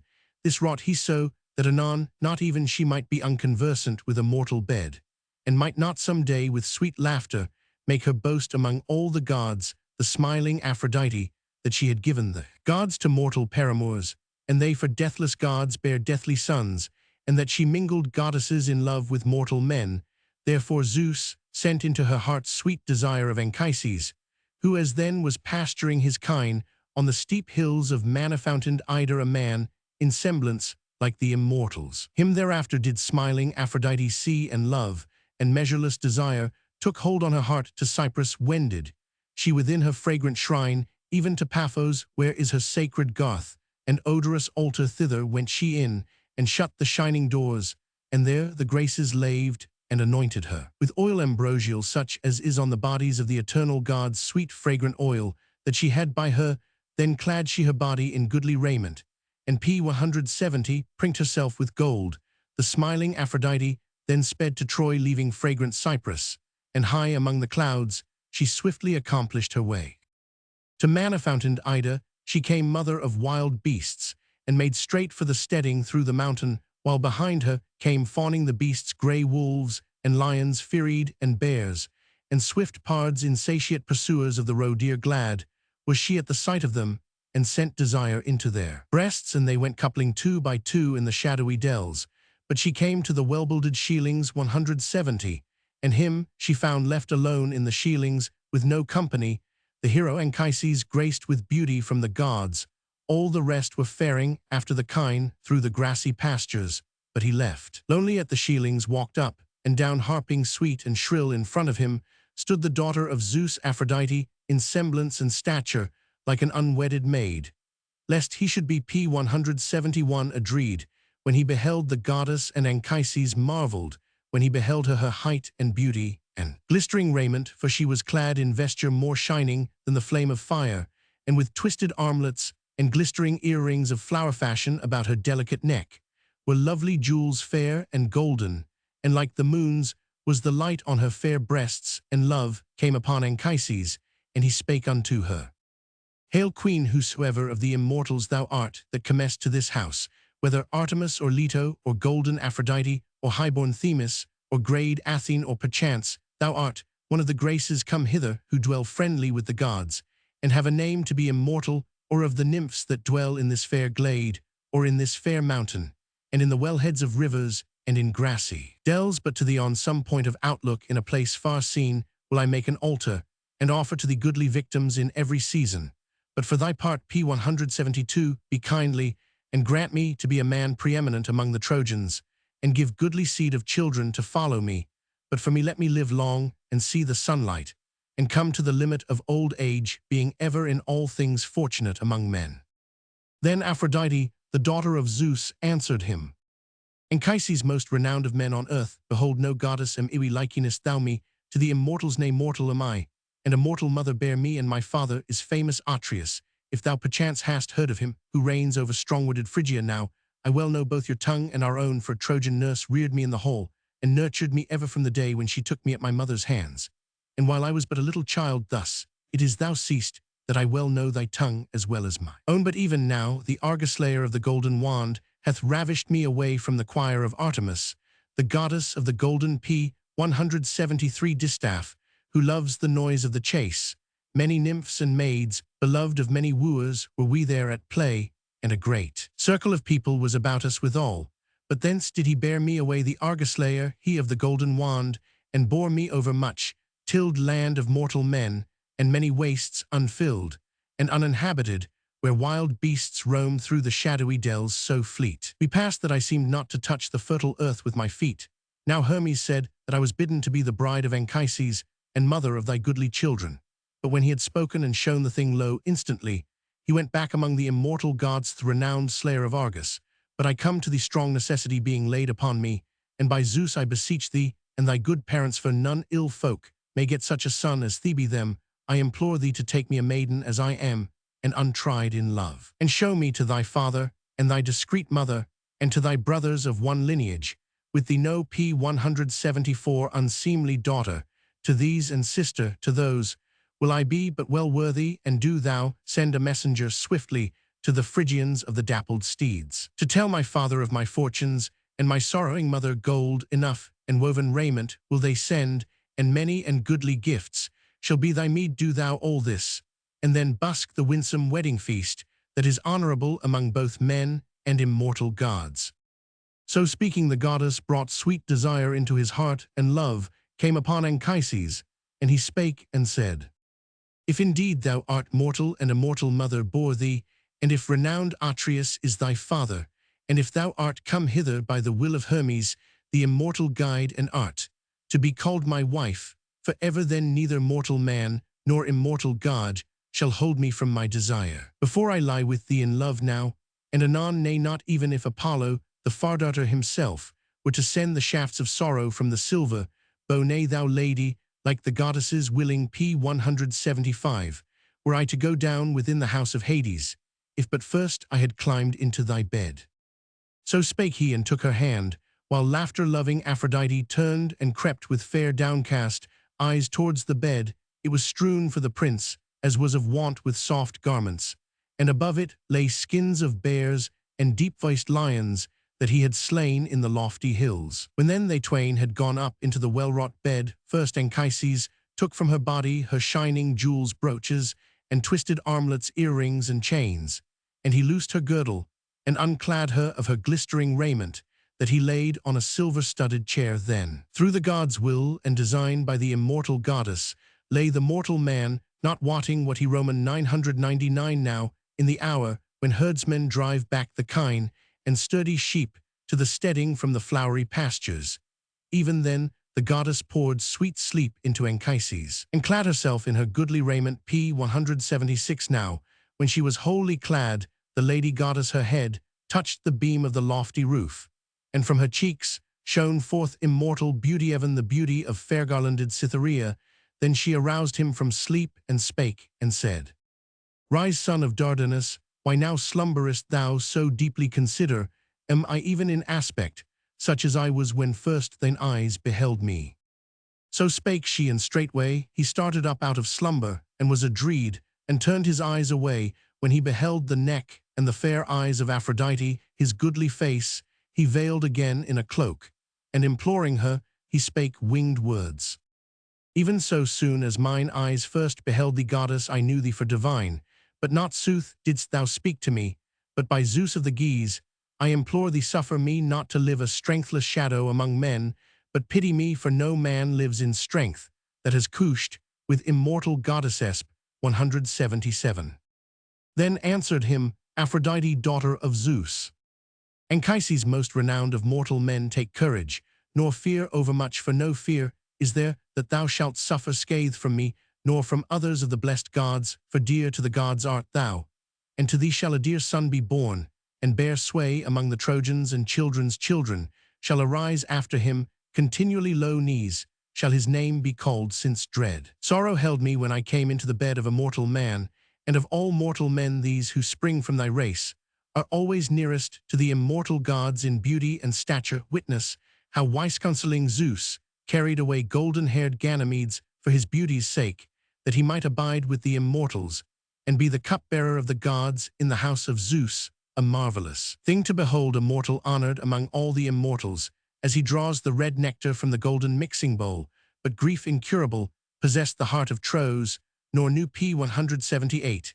He whither the wild wind had blown his dear son away, therefore day by day he lamented him continually, till Zeus took pity upon him, and gave him as a ransom of his son high-stepping horses that bear the immortal gods. These he gave him for a gift, and the guide, the slayer of Argus, told all these things by the command of Zeus, even how Ganymedes should be forever exempt from old age and death, even as are the gods now. When his father heard this message of Zeus, he rejoiced in his heart, and lamented no longer, but was gladly charioted by the wind-fleet horses.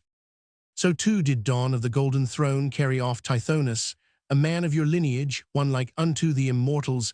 Then went she to pray to Cronion, who hath dark clouds for his tabernacle, that her lover might be immortal, and exempt from death for ever. Thereto Zeus consented, and granted her desire, but foolish of heart was the Lady Dawn. Nor did she deem it good to ask for eternal youth for her lover, and to keep him unwrinkled by grievous old age. p. 179.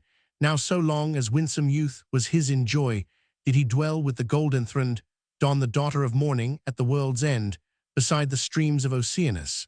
But so soon as grey hairs began to flow from his fair head and goodly chin, the Lady Dawn held aloof from his bed, but kept and cherished him in her halls, giving him food and ambrosia and beautiful raiment.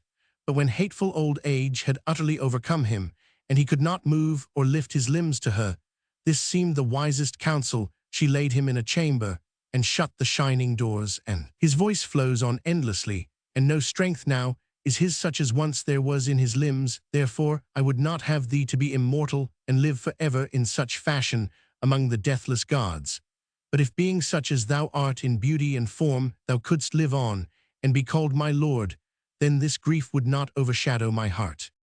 But it may not be, for swiftly will pitiless old age come upon the old age, that P 180 standeth close by mortal men wretched and weary, and detested by the gods, but among the immortal gods shall great blame be mine, for ever and all for love of thee. For the gods were wont to dread my words and wiles, wherewith I had subdued all the immortals to mortal women in love my purpose. Overcoming them all, for now lo you my mouth will no longer suffice to speak forth this boast. Among the immortals 180, for deep and sore hath been my folly wretched, and not to be named, and distraught have I been who carry a child beneath my girdle, the child of a mortal now, so soon as he sees the light of the sun, the deep-bosomed mountain nymphs will rear him for me, the nymphs who haunt this great and holy mountain, being of the clan neither of mortals nor of immortal gods. Long is their life, and immortal food do they eat, and they join in the goodly dance with the immortal gods. With them the P 181 Silene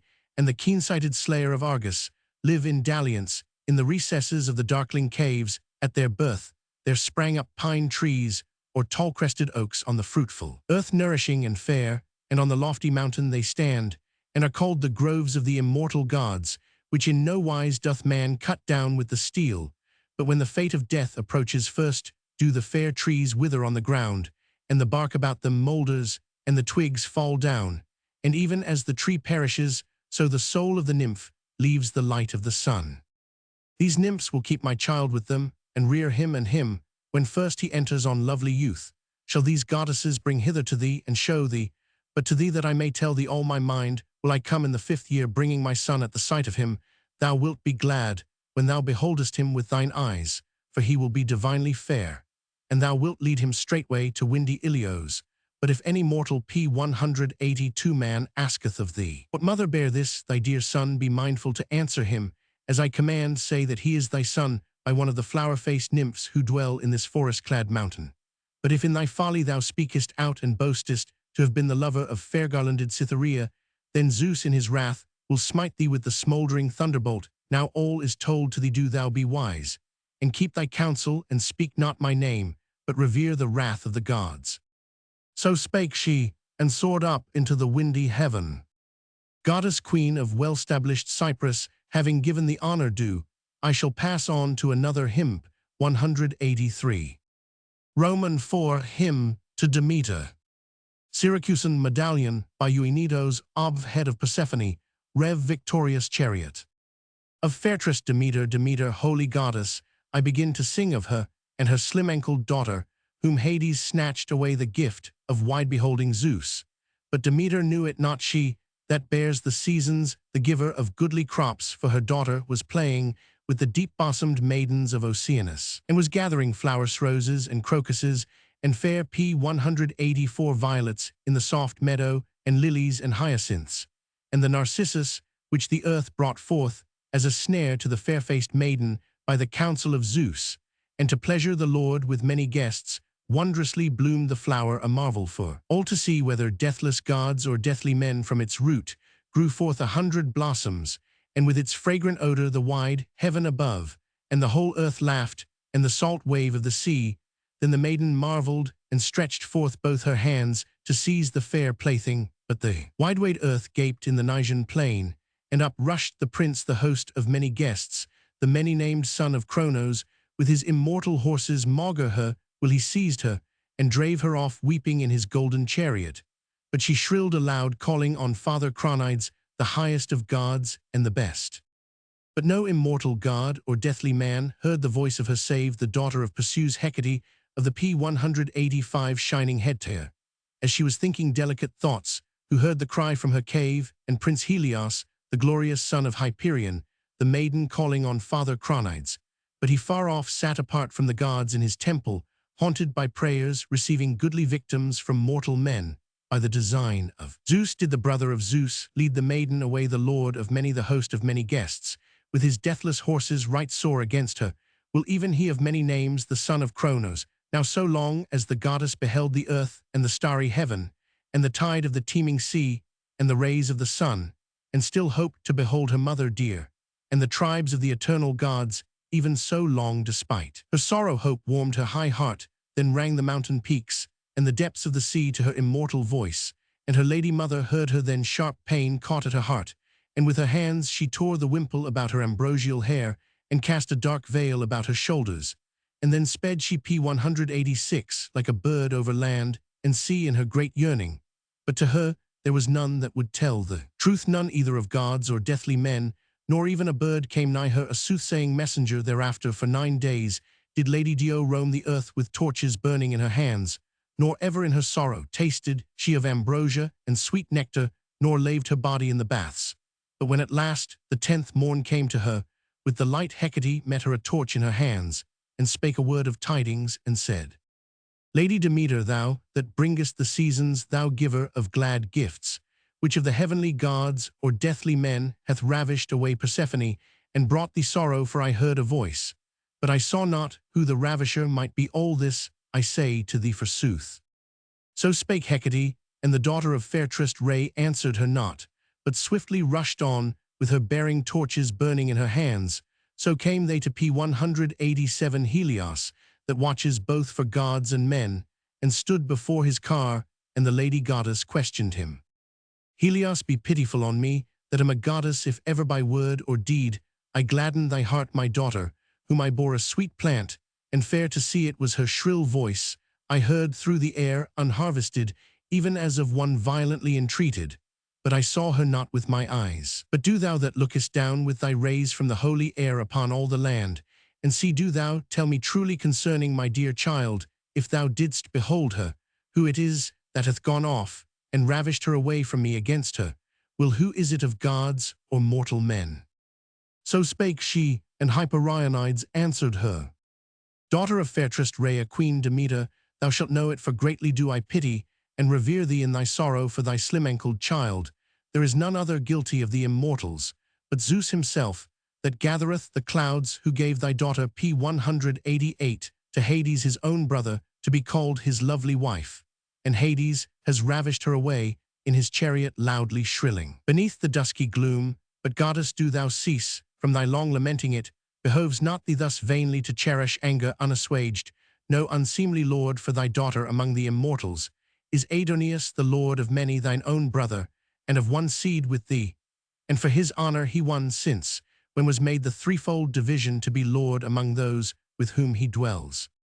So spake he, and called upon his horses, and at his call they swiftly bore the fleet chariot on like long-winged birds. But grief more dread and bitter fell upon her, and wroth thereafter was she with Cronion, that hath dark clouds for his dwelling. She held apart from the gathering of the gods, and from tall Olympus, and disfiguring her form for many days, she went among the cities and rich fields of men. Now no man knew her that looked on her, nor no deep-bosomed woman, till she came to the dwelling of P189 Celius, who then was prince of fragrant Eleusis. There sat she at the wayside in sorrow of heart, by the maiden well, whence the townsfolk were wont to draw water. In the shade she sat, above her grew a thick olivet tree, and in fashion she was like an ancient crone, who knows no more of childbearing, and the gifts of Aphrodite, the lover of garlands. Such she was, as are the nurses of the children of doom-pronouncing kings, such are the housekeepers in their echoing halls.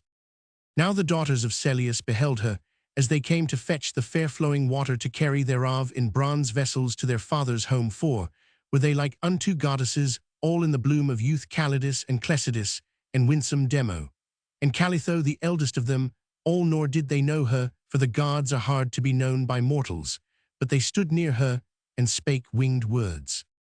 Who art thou, and whence, old woman of ancient folk? And why wert thou wandering P190 apart from the town, nor dost draw nigh to the houses where are women of thine own age in the shadowy halls, even such as thou, and younger women too, who may kindly entreat thee in word and deed? So spake they, and the lady goddess answered, Dear children, whoever ye be of womankind, I bid you hail, and I will tell you my story. Seemly it is to answer your questions. Truly Dio is my name, that my lady mother gave me, But now look you from Crete, am I come hither over the wide ridges of the sea, by no will of my own, nay, by violence, have Sirovers brought me hither. Under duress, who thereafter touched with their swift ship at Thoricos, where the women and they themselves embarked on land, then were they busy about supper beside the hawsers of the ship.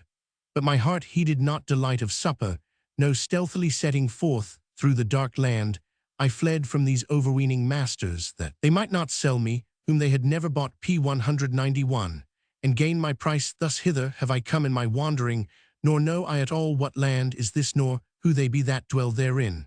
But to you may all they that hold mansions in Olympus give husbands and lords, and such children to bear as parents desire, but me do ye, maidens, pity in your kindness, till I come to the house of woman or of man, that there I may work zealously for them in such tasks as fit a woman of my years.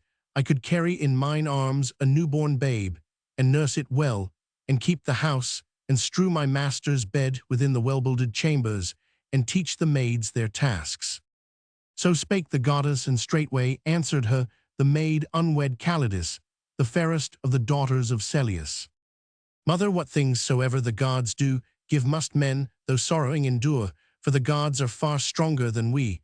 But this will I tell thee clearly and soothly, namely, what men they are who here have most honor, and who lead the people, and by P192 their counsels, and just dooms do safeguard the bulwarks of the city. Such are wise Triptolemus, Diocles, Polyxenus, and noble Eumolpus and Dolichus, and our lordly father. All their wives keep their houses, and not one of them would at first sight contemn thee and thrust thee from their halls, but gladly they will receive thee, for thine aspect is divine. So if thou wilt abide here, that we may go to the house of my father, and tell out all this tale to my mother, the deep-bosomed Metanera, if perchance she will bid thee come to our house, and not seek the homes of others. A dear son born in her later years is nurtured in the well-builded hall, a child of many prayers, and a welcome if thou wouldst nurse him till he comes to the measure of youth. Then whatsoever woman saw thee should envy thee, such gifts of fosterage would my mother give thee. So spake she, and the goddess nodded assent. So rejoicing they filled their shining pitchers with water, and bore them away swiftly.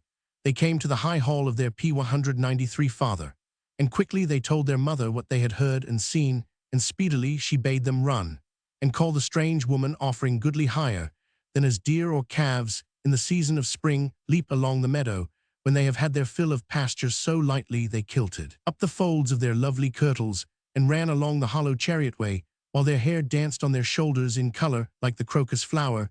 They found the glorious goddess at the wayside, even where they had left her, and anon they led her to their father's house. But she paced behind in heaviness of heart, her head veiled, and the dark robe floating about her slender feet. Divine speedily they came to the house of Celeus, the fosterling of Zeus, and they went through the corridor, where their lady mother was sitting by the doorpost of the well-wrought hall with her child in her lap, a young blossom, and the girls ran up to her. But the goddess stood on the threshold, her head touching the P194 roof beam, and she filled the doorway with the light divine. Then wonder and awe and pale fear seized the mother, and she gave place from her high seat, and bade the goddess be seated. But Demeter, the bearer of the seasons, the giver of goodly gifts, would not sit down upon the shining high seat. Nay, in silence she waited, casting down her lovely eyes, till the wise Iam set for her a well-made stool, and cast over it a glistering fleece. 194. Then sat she down, and held the veil before her face. Long in sorrow and silence sat she so, and spake to no man, nor made any sign, but smileless she sat, nor tasted meat, nor drink, wasting with long desire for her deep-bosomed daughter. So abode she till wise Iam with jests and many mockeries beguiled the lady, the holy one, to smile and laugh, and hold a happier heart, and pleased her moods even thereafter. Then Metanera filled a cup of sweet wine, and offered it to her, but she refused it, saying that it was not permitted for her to P195 drink red wine, but she bade them mix meal and water with the tender herb of mint, and give it to her to drink. Then Metanera made a potion, and gave it to the goddess, as she bade, and Lady Dio took it, and made libation.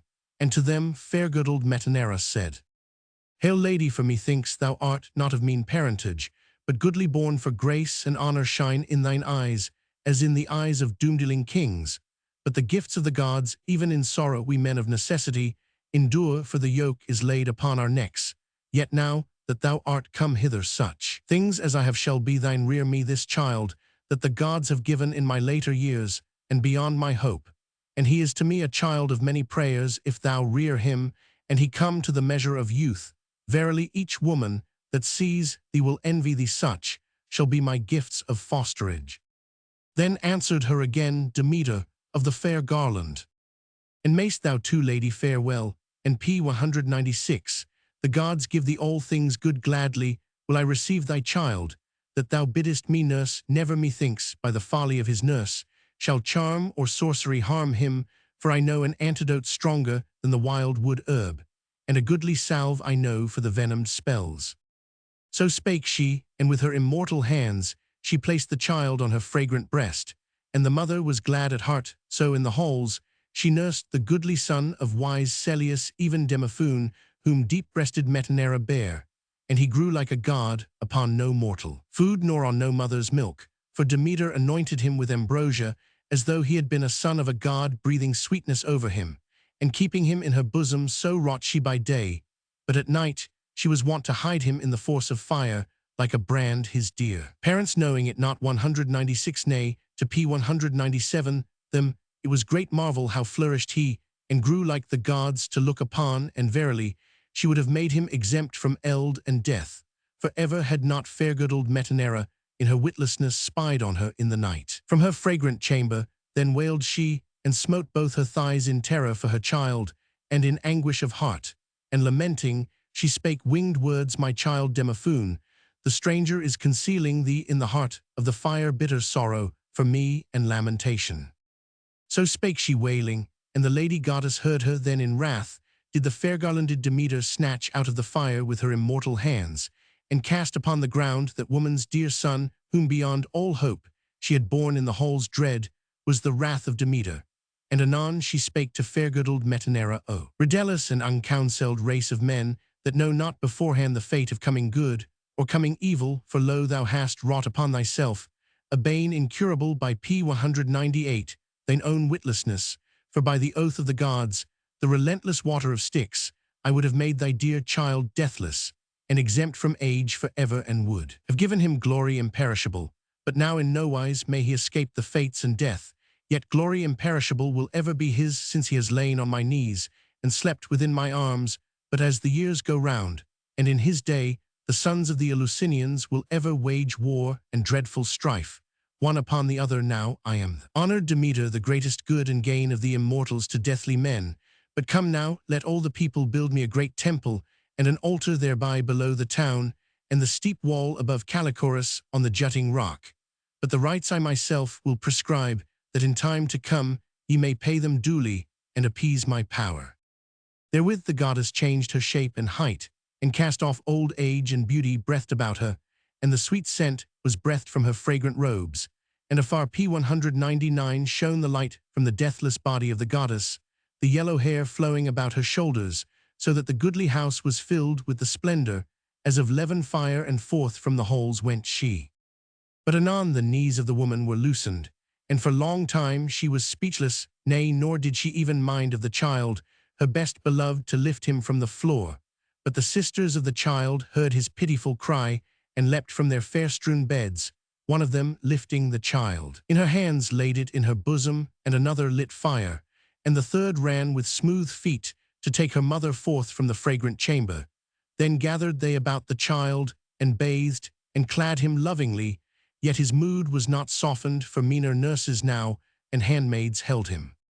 They the long night through were adoring the renowned goddess, trembling with fear. But at the dawning they told truly to mighty Celeus all, that the goddess had commanded p. 200 even Demeter of the goodly garland. Thereon he called into the marketplace the many people, and bade them make a rich temple and an altar to fairtress Demeter upon the jutting rock. Then anon they heard, and obeyed his voice. And as he bade they builded, and the child increased in strength by the goddess. Now when they had done their work, and rested from their labors, each man started for his home, but yellow-haired Demeter, sitting there apart from all the blessed gods, abode wasting away with desire for her deep-bosomed daughter. Then the most dread and terrible of years did the goddess bring for mortals upon the fruitful earth, nor did the earth send up the seed for Demeter of the goodly garland. Concealed it many crooked ploughs, did the oxen drag through the furrows in vain, and much white barley fell fruitless upon the land. Now would the whole race of mortal men have perished utterly from the stress of famine, and the gods that hold mansions in Olympus would P201 have lost the share and renown of gift and sacrifice, if Zeus had not conceived a counsel within his heart. First he roused Iris of the golden wings to speed forth, and called the fairtress Demeter the lovesome in beauty. So spake Zeus, and Iris obeyed Zeus, the son of Cronos, who hath dark clouds for his tabernacle, and swiftly she sped adown the space between heaven and earth.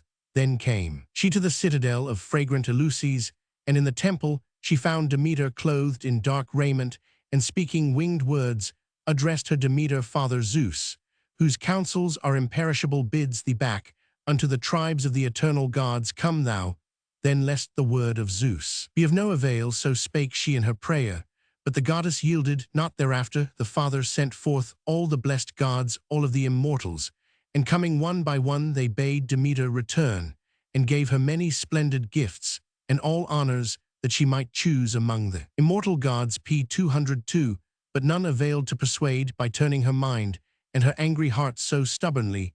She refused their sayings, for she deemed no more for ever to enter fragrant Olympus, and no more to allow the earth to bear her fruit, until her eyes should behold her fair-faced daughter. But when farseeing Zeus, the lord of the thunderpeal, had heard the thing, he sent to Erebus, the slayer of Argus, the god of the golden wand, to win over Hades with soft words, and persuade him to bring up holy Persephone into the light, and among the gods from forth the murky gloom, that so her mother might behold her, and that her anger might relent. And Hermes disobeyed not, but straightway and speedily went forth beneath the hollow places of the earth, leaving the home of Olympus. That king he found within his dwelling, sitting on a couch with his chaste bedfellow, who sorely grieved for desire of her mother, that still was cherishing a fell design against the ill deeds of the gods. Then the strong slayer P203 of Argus drew near, and spoke Hades of the dark locks, thou prince of men, outworn father Zeus bade me bring the dread Persephone forth from Erebus among the gods, that her mother may behold her, and relent from her anger and terrible wrath against the immortals. For now she contrives a mighty deed to destroy the feeble tribes of earthborn men, by withholding the seed under the earth. Thereby the honors of the gods are minished, and fierce is her wrath, nor mingles she with the gods, but sits apart within the fragrant temple, in the steep citadel of Eleusis. So spake he, and smiling were the brows of Aidoneus, prince of the dead, nor did he disobey the commands of King Zeus. As speedily he bade the wise Persephone, go Persephone to thy dark-mantled mother, go with a gentle spirit in thy breast, nor be thou beyond all other folk disconsolate. Verily, I shall be no unseemly lord of thine among the immortals, I that am the brother of father Zeus, and whilst P204 thou art, here shalt thou be mistress over all that lives and moves, but among the immortals shalt thou have the greatest renown. Upon them that wrong thee shall vengeance be unceasing, upon them that solicit not thy power with sacrifice and pious deeds, and every acceptable gift. So spake he, and wise Persephone was glad, and joyously and swiftly she arose, but the god himself, stealthily looking around her, gave her sweet pomegranate seed to eat, and this he did that she might not abide for ever beside revered Demeter of the dark mantle. 204. Then openly did Aidoneus, the prince of all, get ready the steeds beneath the golden chariot, and she climbed up into the golden chariot, and beside her the strong slayer of Argus took reins and whip in hand, and drove forth from the halls, and gladly sped the horses twain speedily. They devoured the long way, nor sea, nor rivers, nor grassy glades, nor cliffs could stay the rush of the deathless horses. Nay, far above P205 them, they cleft the deep air in their course before the fragrant temple. He drove them, and checked them where dwelt Demeter of the goodly garland, who, when she beheld them, rushed forth like a Emnad down a dark mountain woodland. 205. But Persephone on the other side rejoiced to see her mother dear, and leaped to meet her. But the mother said, Child, in Hades hast thou eaten any food? For if thou hast not, then with me and thy father, the son of Cronos, who has dark clouds for his tabernacle, shalt thou ever dwell honored among all the immortals. But if thou hast tasted food, thou must return again, and beneath the hollows of the earth must dwell in Hades a third portion of the year. Yet 2 parts of the year thou shalt abide with me and the other immortals, when the earth blossoms with all manner of fragrant flowers. Then from beneath the murky gloom shalt thou come again, a mighty marvel to P206 gods. And to mortal men now tell me, by what wile the strong host of many guests deceived thee. Then fair Persephone answered her august mother, Behold, I shall tell thee all the truth without fail. I leaped up for joy, when boon Hermes, the swift messenger, came from my father Cronides, and the other heavenly gods with the message that I was to return out of Erebus, that so thou mightest behold me, and cease thine anger and dread wrath against the immortals. Thereon Hades himself compelled me to taste of a sweet pomegranate seed against my will, and now I will tell thee how through the crafty device of Cronides my father, he ravished me and bore me away beneath the hollows of the earth. All that thou askest, I will tell thee. We were all playing in the lovely meadows, Leucippe, and Phaeno, and Electra, and Aeanthe, and Melite, and Iach, and Rhodea, and Calarho, and Melibosus, and Touch, and flower-faced Osiro, and Charcis, and Ionera, and Acast, and Admete, and Rhodope P207, and Plauto, and winsome Calypse, and Styx, and Urania, and beautiful Galaxora. We were playing there, and plucking beautiful blossoms with our hands, crocuses mingled, and iris, and hyacinth, and roses, and lilies a marvel to behold, and narcissus, that the wide earth bare a while for my undoing. Gladly was I gathering them, when the earth gaped beneath, and therefrom leaped the mighty prince, the host of many guests, and he bare me against my will despite my grief, beneath the earth in his golden chariot, and shrilly did I cry, This all is true that I tell thee. So the livelong day in oneness of heart did they cheer each other with love, and their minds ceased from sorrow, and great gladness did either win from other. Then came to them Hecate of the fair wimple, and often did she kiss the holy daughter of Demeter, and from that day was her queenly comrade and handmaiden, but to them for a messenger did far-seeing Zeus of the loud thunderpeal send fair tryst Rhea to bring P208 dark-mantled Demeter among the gods, with pledge of what honor she might choose among the immortals. He vowed that her daughter for the third part of the revolving year should dwell beneath the murky gloom, but for the other 2 parts she should abide with her mother and the other gods. Thus he spake, and the goddess disobeyed not the commands of Zeus. Swiftly she sped down from the peaks of Olympus, and came to fertile Rarian, fertile of old, but now no longer fruitful, for fallow and leafless it lay, and hidden was the white barley grain by the device of fair-ankled Demeter. None the less, with the growing of the spring, the land was to teem with tall ears of corn, and the rich furrows were to be heavy with corn, and the corn to be bound in sheaves. There first did she land from the unharvested ether, and gladly the goddesses looked on each other, and rejoiced in heart. And thus first did Rhea of the fair wimple speak to Demeter.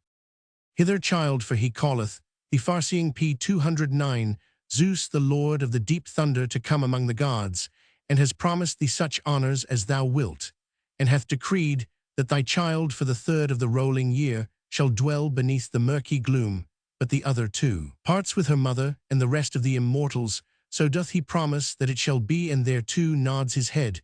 But come, my child, obey, and be not too unrelenting against the son of Cronos, the lord of the dark cloud, and anon do thou increase the grain that bringeth life to men. So spake she, and Demeter of the fair garland obeyed speedily. She sent up the grain from the rich glebe, and the wide earth was heavy with leaves and flowers. And she hastened and showed the thing to the kings, the dealers of doom, to Triptolemus, and Diocles the charioteer, and mighty Eumolpus, and Celeus the leader of the people. She showed them the manner of her rites, and taught them her goodly mysteries, holy mysteries, which none may P210 violate or search into or noise abroad. For the great curse from the gods restrains the voice. Happy is he among deathly men who hath beheld these things, and he that is uninitiate, and hath no lot in them, hath never equal lot in death beneath the murky gloom. Now when the goddess had given instruction in all her rites, they went to Olympus to the gathering of the other gods. There the goddesses dwell beside Zeus, the lord of the thunder, holy and revered. Are they right happy? Is he among mortal men, whom they dearly love? Speedily do they send, as a guest, to his lofty hall Plutus, who giveth wealth to mortal men. But come thou, that holdest the land of fragrant Eleusis, and sea-girt Paros, and rocky Antron. Come, Lady Dio, queen, and giver of goodly gifts, and bringer of the seasons. Come thou, and thy daughter beautiful Persephone, and of your grace grant me goodly substance in requital of my song. But I will mind me of thee, and of other minstrelsy 211. Roman 5, to Aphrodite. I shall sing of the revered Aphrodite, the golden crown, the beautiful, who hath for her portion the mountain crests of sea-girt Cyprus thither. The strength of the west wind, moistly blowing, carried her amid soft foam over the wave of the resounding sea. Her did the golden-snooded hours gladly welcome, and clad her about in immortal raiment, and on her deathless head set a well-wrought crown fair and golden, and in her ears put earrings of orichalcum, and of precious gold her delicate neck and white bosom, they adorned with chains of gold, wherewith are bedecked the golden-snooded hours themselves, when they come to the glad dance of the gods, in the dwelling of the Father. Anon, when they had thus p. 212 adorned her in all goodliness, they led her to the immortals, who gave her greeting when they beheld her, and welcomed her with their hands, and each god prayed that he might lead her home to be his wedded wife. So much they marveled at the beauty of the fair garlanded Cytherean. Hail, thou of the glancing eyes, thou sweet winsome goddess, and grant that I bear off the victory in this contest, and lend thou grace to my song, while I shall both remember thee and another singing. 213. Roman 6, to Dionysus. Dionysus sailing in his sacred ship interior, design on a kylix by Exekias in Munich. Concerning Dionysus, the son of renowned Semele, shall I sing how once he appeared upon the shore of the sea, unharvested on a jutting headland, in form p. 214, like a man in the bloom of youth, with his beautiful dark hair waving around him, and on his strong shoulders a purple robe. Anon came in sight certain men that were pirates in a well-wrought ship, sailing swiftly on the dark seas. Teassenians were they, and ill fate was their leader, for they beholding him nodded each to other, and swiftly leaped forth, and hastily seized him, and set him aboard their ship, rejoicing in heart, for they deemed that he was the son of kings, the fosterlings of Zeus, and they were minded to bind him with grievous bonds, but him the fetters held not, and the withs fell far from his hands and feet. 214. There sat he smiling with his dark eyes, but the steersman saw it and spake aloud to his companions, Fools, what god have ye taken, and bound a strong god? Is he our trim ship may not contain him? Surely this is Zeus, or Apollo p. 215 of the silver bow, or Poseidon, for he is nowise like mortal man, but like the gods who have mansions in Olympus. Nay, come, let us instantly release him upon the dark mainland, nor lay ye your hands upon him, lest being wroth, he rouse against us masterful winds and rushing storm. So spake he, but their captain rebuked him with a hateful word. Fool, look thou to the wind, and haul up the sail, and grip to all the gear. But this fellow will be for men to meddle with, methinks. He will come to Egypt, or to Cyprus, or to the Hyperboreans, or further far. And at the last he will tell us who his friends are, and concerning his wealth and his brethren, for the God has delivered him into our hands. So spake he, and let raise the mast, and hoist the mainsail, and the wind filled the sail, and they made taut the ropes all round.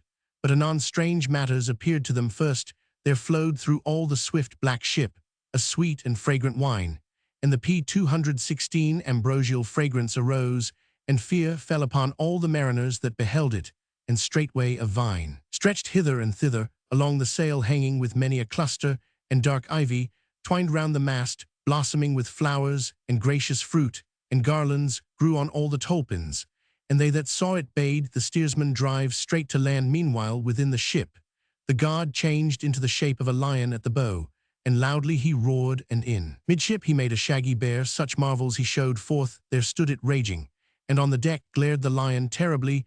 Then the men fled in terror to the stern, and there stood in fear round the honest pilot. But suddenly sprang forth the lion, and seized the captain, and the men all at once leaped overboard into the strong sea, shunning dread doom, and there were changed into dolphins. But the god took pity upon the steersman, and kept him, and gave him all good fortune, and spake, saying, Be of good courage. p. 217. Sir, dear art thou to me, and I am Dionysus of the noisy rites, whom Cadmean Semele bare to the love of Zeus. Hail, thou child of beautiful Semele, none that is mindless of thee can fashion sweet minstrelsy. 218. Roman 7, to Ares.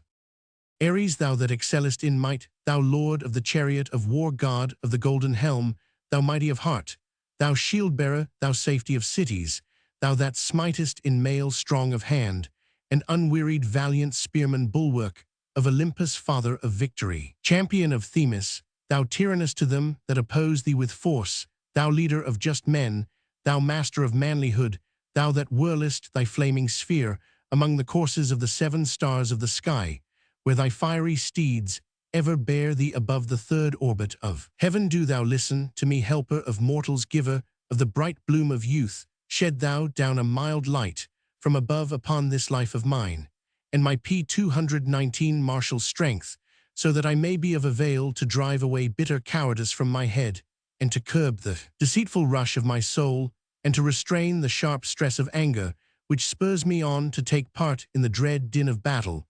But give me heart, O blessed one, to abide in the painless measures of peace, avoiding the battle cry of foes, and the compelling fates of death. 220.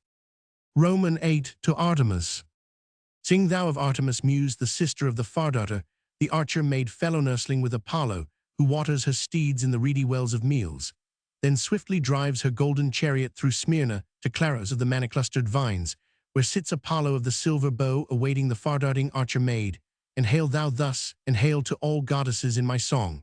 But to thee first, and beginning from thee will I sing, and so shall pass on to another late. 221. Roman 9 to Aphrodite. I shall sing of Cytherea, the cypress-born, who gives sweet gifts to mortals, and ever on her face is a winsome smile, and ever in her hand a winsome blossom. Hail to thee, goddess queen of fair-set Salamis, and of all Cyprus, and give to me song desirable, while I shall be mindful of thee, and of another song. 222. Roman 10 to Athene.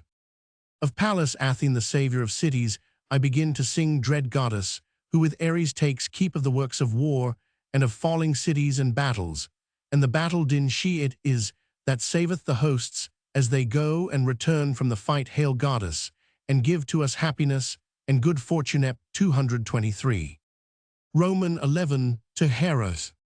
I sing of gold-enthroned Hera, whom Rhea bore, an immortal queen in beauty preeminent, the sister, and the bride of loud-thundering Zeus, the lady renowned, whom all the blessed throughout high Olympus honor and revere, no less than Zeus, whose delight is the thunder. 224. Roman 12 to Demeter. Of fairtress Demeter, the holy goddess, I begin to sing of her, and the maiden, the lovely Persephone. Hail, goddess, and save this city, and inspire my song. 225. Roman 13 to the mother of the gods. Sing for me, clear-voiced muse, daughter of great Zeus, the mother of all gods and all mortals, who is glad in the sound of rattles and drums, and in the noise of flutes, and in the cry of wolves and furied lions, and in the echoing hills and the woodland haunts. Even so, hail to thee, and to goddesses all in my song. 226. Roman 14 to Heracles the Lionheart. Of Heracles, the son of Zeus, will I sing, mightiest of mortals, whom Alcmena bore in Thebes of the fair dancing places, for she had lain in the arms of Cronion, the lord of the dark clouds of old. The hero wandered endlessly over land and sea at the bidding of Eurystheus the prince, and himself wrought many deeds of fateful might, and many he endured, but now in the fair haunts of snowy Olympus he dwells in joy, and hath white-ankled Hebe for his wife. Hail, prince, son of Zeus, and give to us valor and good fortune. 227. Roman 15 to Asclepius. Of the healer of diseases Asclepius, I begin to sing, the son of Apollo, whom fair Coronis bore in the Docian plain. The daughter of King Phlegyas, a great joy to men, was her son, and the soother of evil pains. Even so do thou hail, O prince, I pray to thee in my song. 228. Roman 16 to the Dioscuri. Of Castor and Polydeuces do thou sing, shrill muse, the Tyndarid sons of Olympian Zeus, whom Lady Leda bore beneath the crests of Taygetus, having been secretly conquered by the desire of Cronion of the dark clouds. Hail, ye sons of Tyndarus, ye cavaliers of swift steeds. 229. Roman 17 to Hermes. I sing of Selenian Hermes, slayer of Argus, prince of Cyllene, and of Arcadia, rich in sheep, the boon messenger of the immortals. Him did Maia bear, the modest daughter of Atlas, to the love of Zeus. The company of the blessed gods she shunned, and dwelt in a shadowy cave, where Cronion was wont to lie, with the fairtress nymph in the dark of night, while sweet sleep possessed white-armed Hera, and no immortals knew it, and no deathly men hail to thee, thou son of Zeus. And Maya, with thee shall I begin, and pass on to another song. Hail Hermes, giver of grace, thou guide, thou giver of good things. 230. Roman 18, to Pan. Pan with goat and shepherd's crook, terracotta, statuette from Tanagra in the British Museum.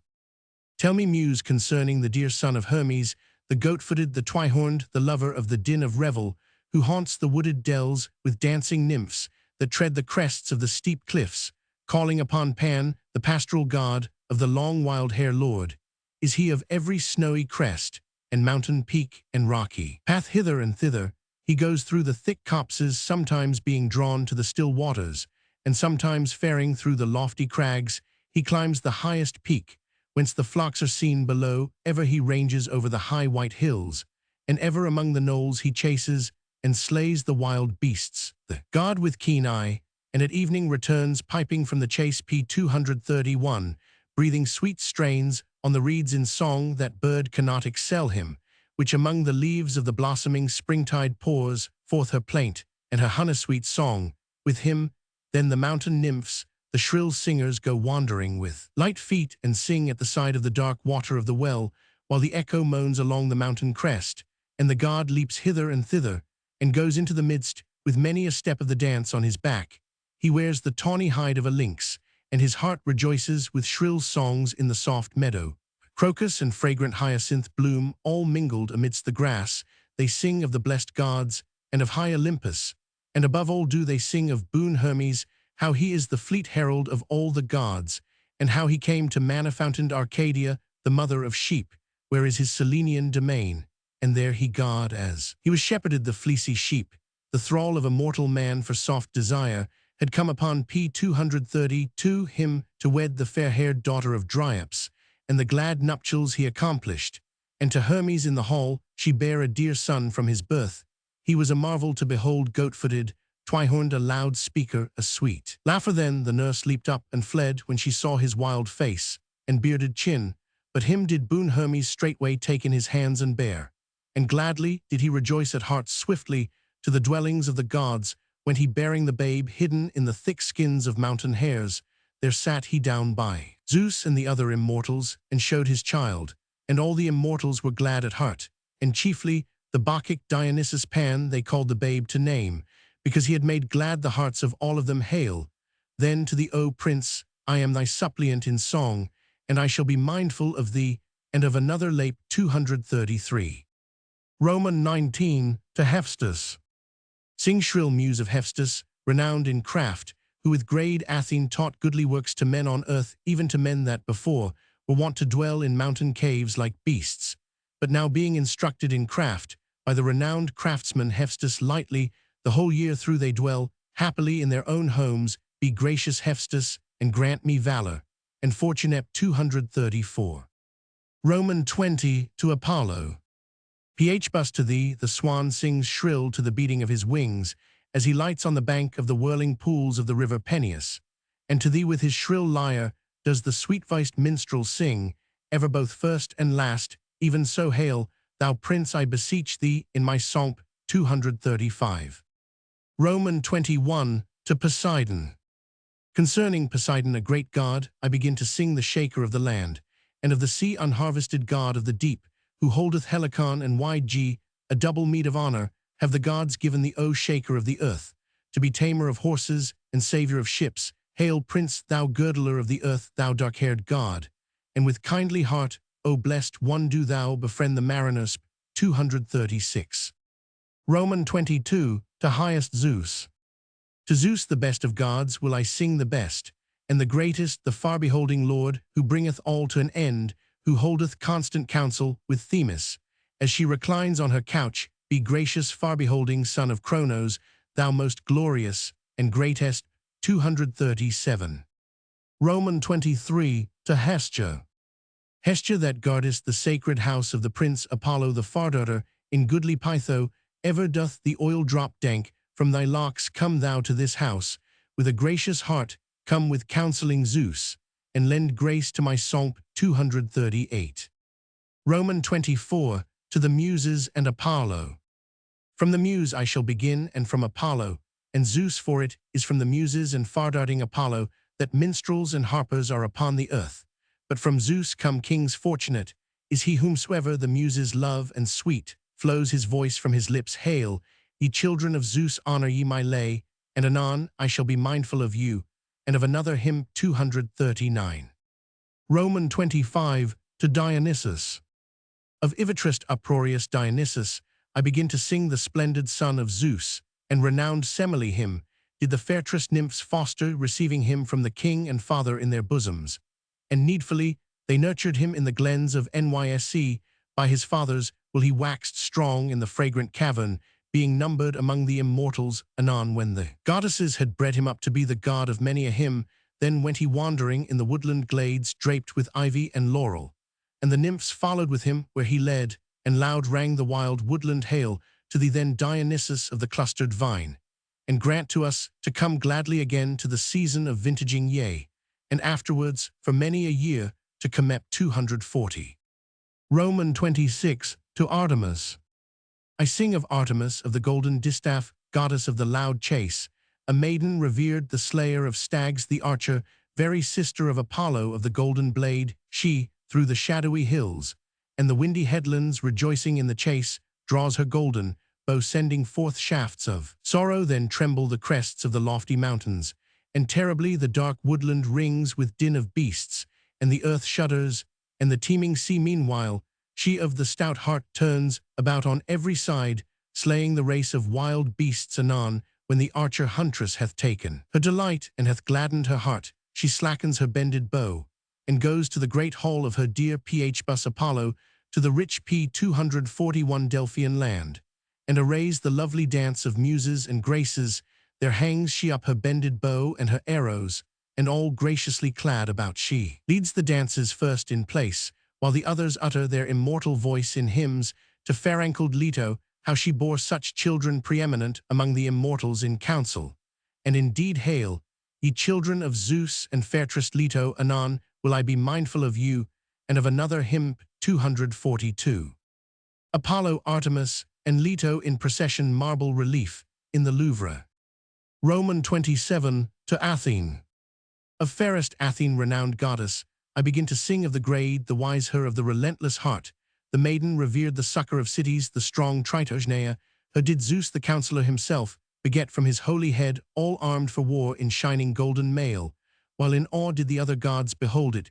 Quickly did the goddess leap from the immortal head, and stood before Zeus, shaking her sharp spear, and high Olympus trembled in dread beneath the strength of the great maiden, while earth rang terribly around, and the sea was boiling with dark waves, and suddenly brake forth the foam, yea, and the glorious son of Hyperion checked for long his swift steeds, till the maiden 243 took from her immortal shoulders her divine armor. Even Pallas Athene, and Zeus, the counselor, rejoiced. Hail to thee, thou child of despairing Zeus. Anon shall I be mindful of thee, and of another late 240. Roman 28, to Hestia. Hestia, thou that in the lofty halls of all immortal gods, and of all men that go on earth hast obtained an eternal place, and the foremost honor splendid, is thy glory and thy gift, for there is no banquet of mortals without thee, none where Hestia they be not wont first and last to make to the oblation of sweet wine. And do thou, O slayer of Argus, son of Zeus, and Maia, messenger of the blessed gods, God of the golden wand, giver of all things good, do thou with Hestia dwell in the fair mansions dear, each to other with kindly heart befriend us in company with dear and honored Hestia, for both the twain well skilled in 245, all fair works of earthly men, consort with wisdom and youth. Hail, daughter of Cronus, thou and Hermes of the golden wand. Anon will I be mindful of you, and of another late 246. Roman 29, to Earth, the mother of all. Concerning Earth, the mother of all, shall I sing. Firm Earth, eldest of gods, that nourishes all things in the world, all things that fare on the sacred land, all things in the sea, all flying things, all are fed out of her store through the revered goddess. Are men happy in their children, and fortunate in their harvest, then it is to give or to take life from mortal men. Happy is he whom thou honorest with favoring heart. To him all good things are present, innumerable his fertile field is laden, his meadows are rich in cattle, his house filled with all good things. Such men rule righteously, in cities of fair women great wealth, and riches are theirs, their children grow glorious. In p. 247, fresh delights their maidens joyfully dance and sport through the soft meadow. Flowers in floral revelry, such are those that thou honorest, holy goddess, kindly spirit, hail, mother of the gods, thou wife of starry Oranos. And freely in return for my ode, give me sufficient livelihood, anon will I be mindful of thee and of another. Lap 248. Roman 30, to Helios. Begin, O muse Calliope, to sing of Helios, the child of Zeus, the splendid Helios, whom dark-eyed Eurypsa bore to the son of earth and starry heaven, for Hyperion wedded Eurypsa his own sister, who bore him goodly children, the rosy-armed Dawn and fairtress Selene, and the tireless Helios, like unto the immortals, who from his chariot shines on mortals, and on deathless gods and dread, is the glance of his eyes from his golden helm, and bright rays shine forth from him splendidly. Round his temples, the shining locks flowing down from his head frame round his far-seen face, and a goodly garment wrought delicately shines about his body in the breath of the winds. And p. 249 stallions speed beneath him, when he charioting his horses and golden-yoked car drives down through heaven to ocean. Hail, Prince, and of thy grace grant me livelihood enough, beginning from thee I shall sing the race of heroes half divine, whose deeds the goddesses have revealed to mortals. 250. Roman 30, 1 to the moon. Ye muses sing of the fair-faced wide-winged moon, ye sweet-voiced daughters of Zeus, son of Cronos, accomplished in song. The heavenly gleam from her immortal head circles the earth, and all beauty arises under her glowing light, and the lampless air beams from her golden crown, and the rays dwell lingering when she has bathed her fair body in the ocean stream, and clad her in shining raiment divine Selene, yoking her strong-necked glittering steeds. Then forward with speed she drives her deep-maned horses in the evening of the mid-month, when her mighty orb is full. Then her beams are brightest in the sky, as she waxes a token and a signal to mortal men. With her once was p. 251 Cronion wedded in love, and she conceived and brought forth Pandia, the maiden preeminent in beauty among the immortal gods. Hail, queen, white-armed goddess, divine Selene, gentle of heart and fair of tress. Beginning from thee shall I sing the renown of heroes, half divine, whose deeds do minstrels chant from their charmed lips, these ministers of the Muses. 252. Roman 32, to the Dioscuri. Sing, fair-glancing muses of the sons of Zeus, the Tindarid glorious children of fair-ankled Leda, Castor the tamer of steeds, and faultless Polydeuces, these after wedlock with Cronion of the dark clouds, she bore beneath the crest of Taygetus, that mighty hill, to be the saviors of earthly men, and of swift ships, when the wintry breezes rush along the pitiless sea. Then men from their ships call in prayer with sacrifice of white lambs, when they mount the vessel's deck, but the strong wind and the wave of the sea drive down their ship beneath the water, when suddenly appear the sons of Zeus rushing through the air with tawny wings, and straightway have they stilled the tempests of p. 253 evil winds, and have lulled the waves in the gulfs of the white salt sea. Glad signs are they to mariners, an ending of their labor, and men see it, and are glad and cease from weary toil. Hail, ye Tindarid, ye knights of swift steeds, anon will I be mindful of you, and of another. Lap 254. The Dioscuri coming to the feast of the Theoxenia, from a vase, in the British Museum's 6th century B. Roman 100. Roman 33, to Dionysus. Some say that Semele bare thee to Zeus, the lord of thunder, in Dracanon, and some in windy Icarus, and some in Naxos, thou seed of Zeus Arephiotes, and others by the deep-swilling river Alpheus. And others, O prince, say that thou wert born in Thebes. Falsely speak they all, for the father of gods and men begat thee far away from men, while white-armed Hera knew it not. There is a hill called Nysc, a lofty hill, flowering into woodland, far away from Ph-Nisha, near the streams of Gyptus. And to thee will they raise many statues in the temples, as these thy deeds are 3, so men will sacrifice to the hecatombs every 3 years. 254 Pi, 255. So spake Zeus the counselor, and nodded with his head. Be gracious, Arephiotes, thou wild lover, from the beginning and ending with thee we minstrels sing in nowise. Is it possible for him who forgets thee to be mindful of sacred song? Hail to thee, Dionysus Arephiotes, with thy mother Semele, whom men call Thyone.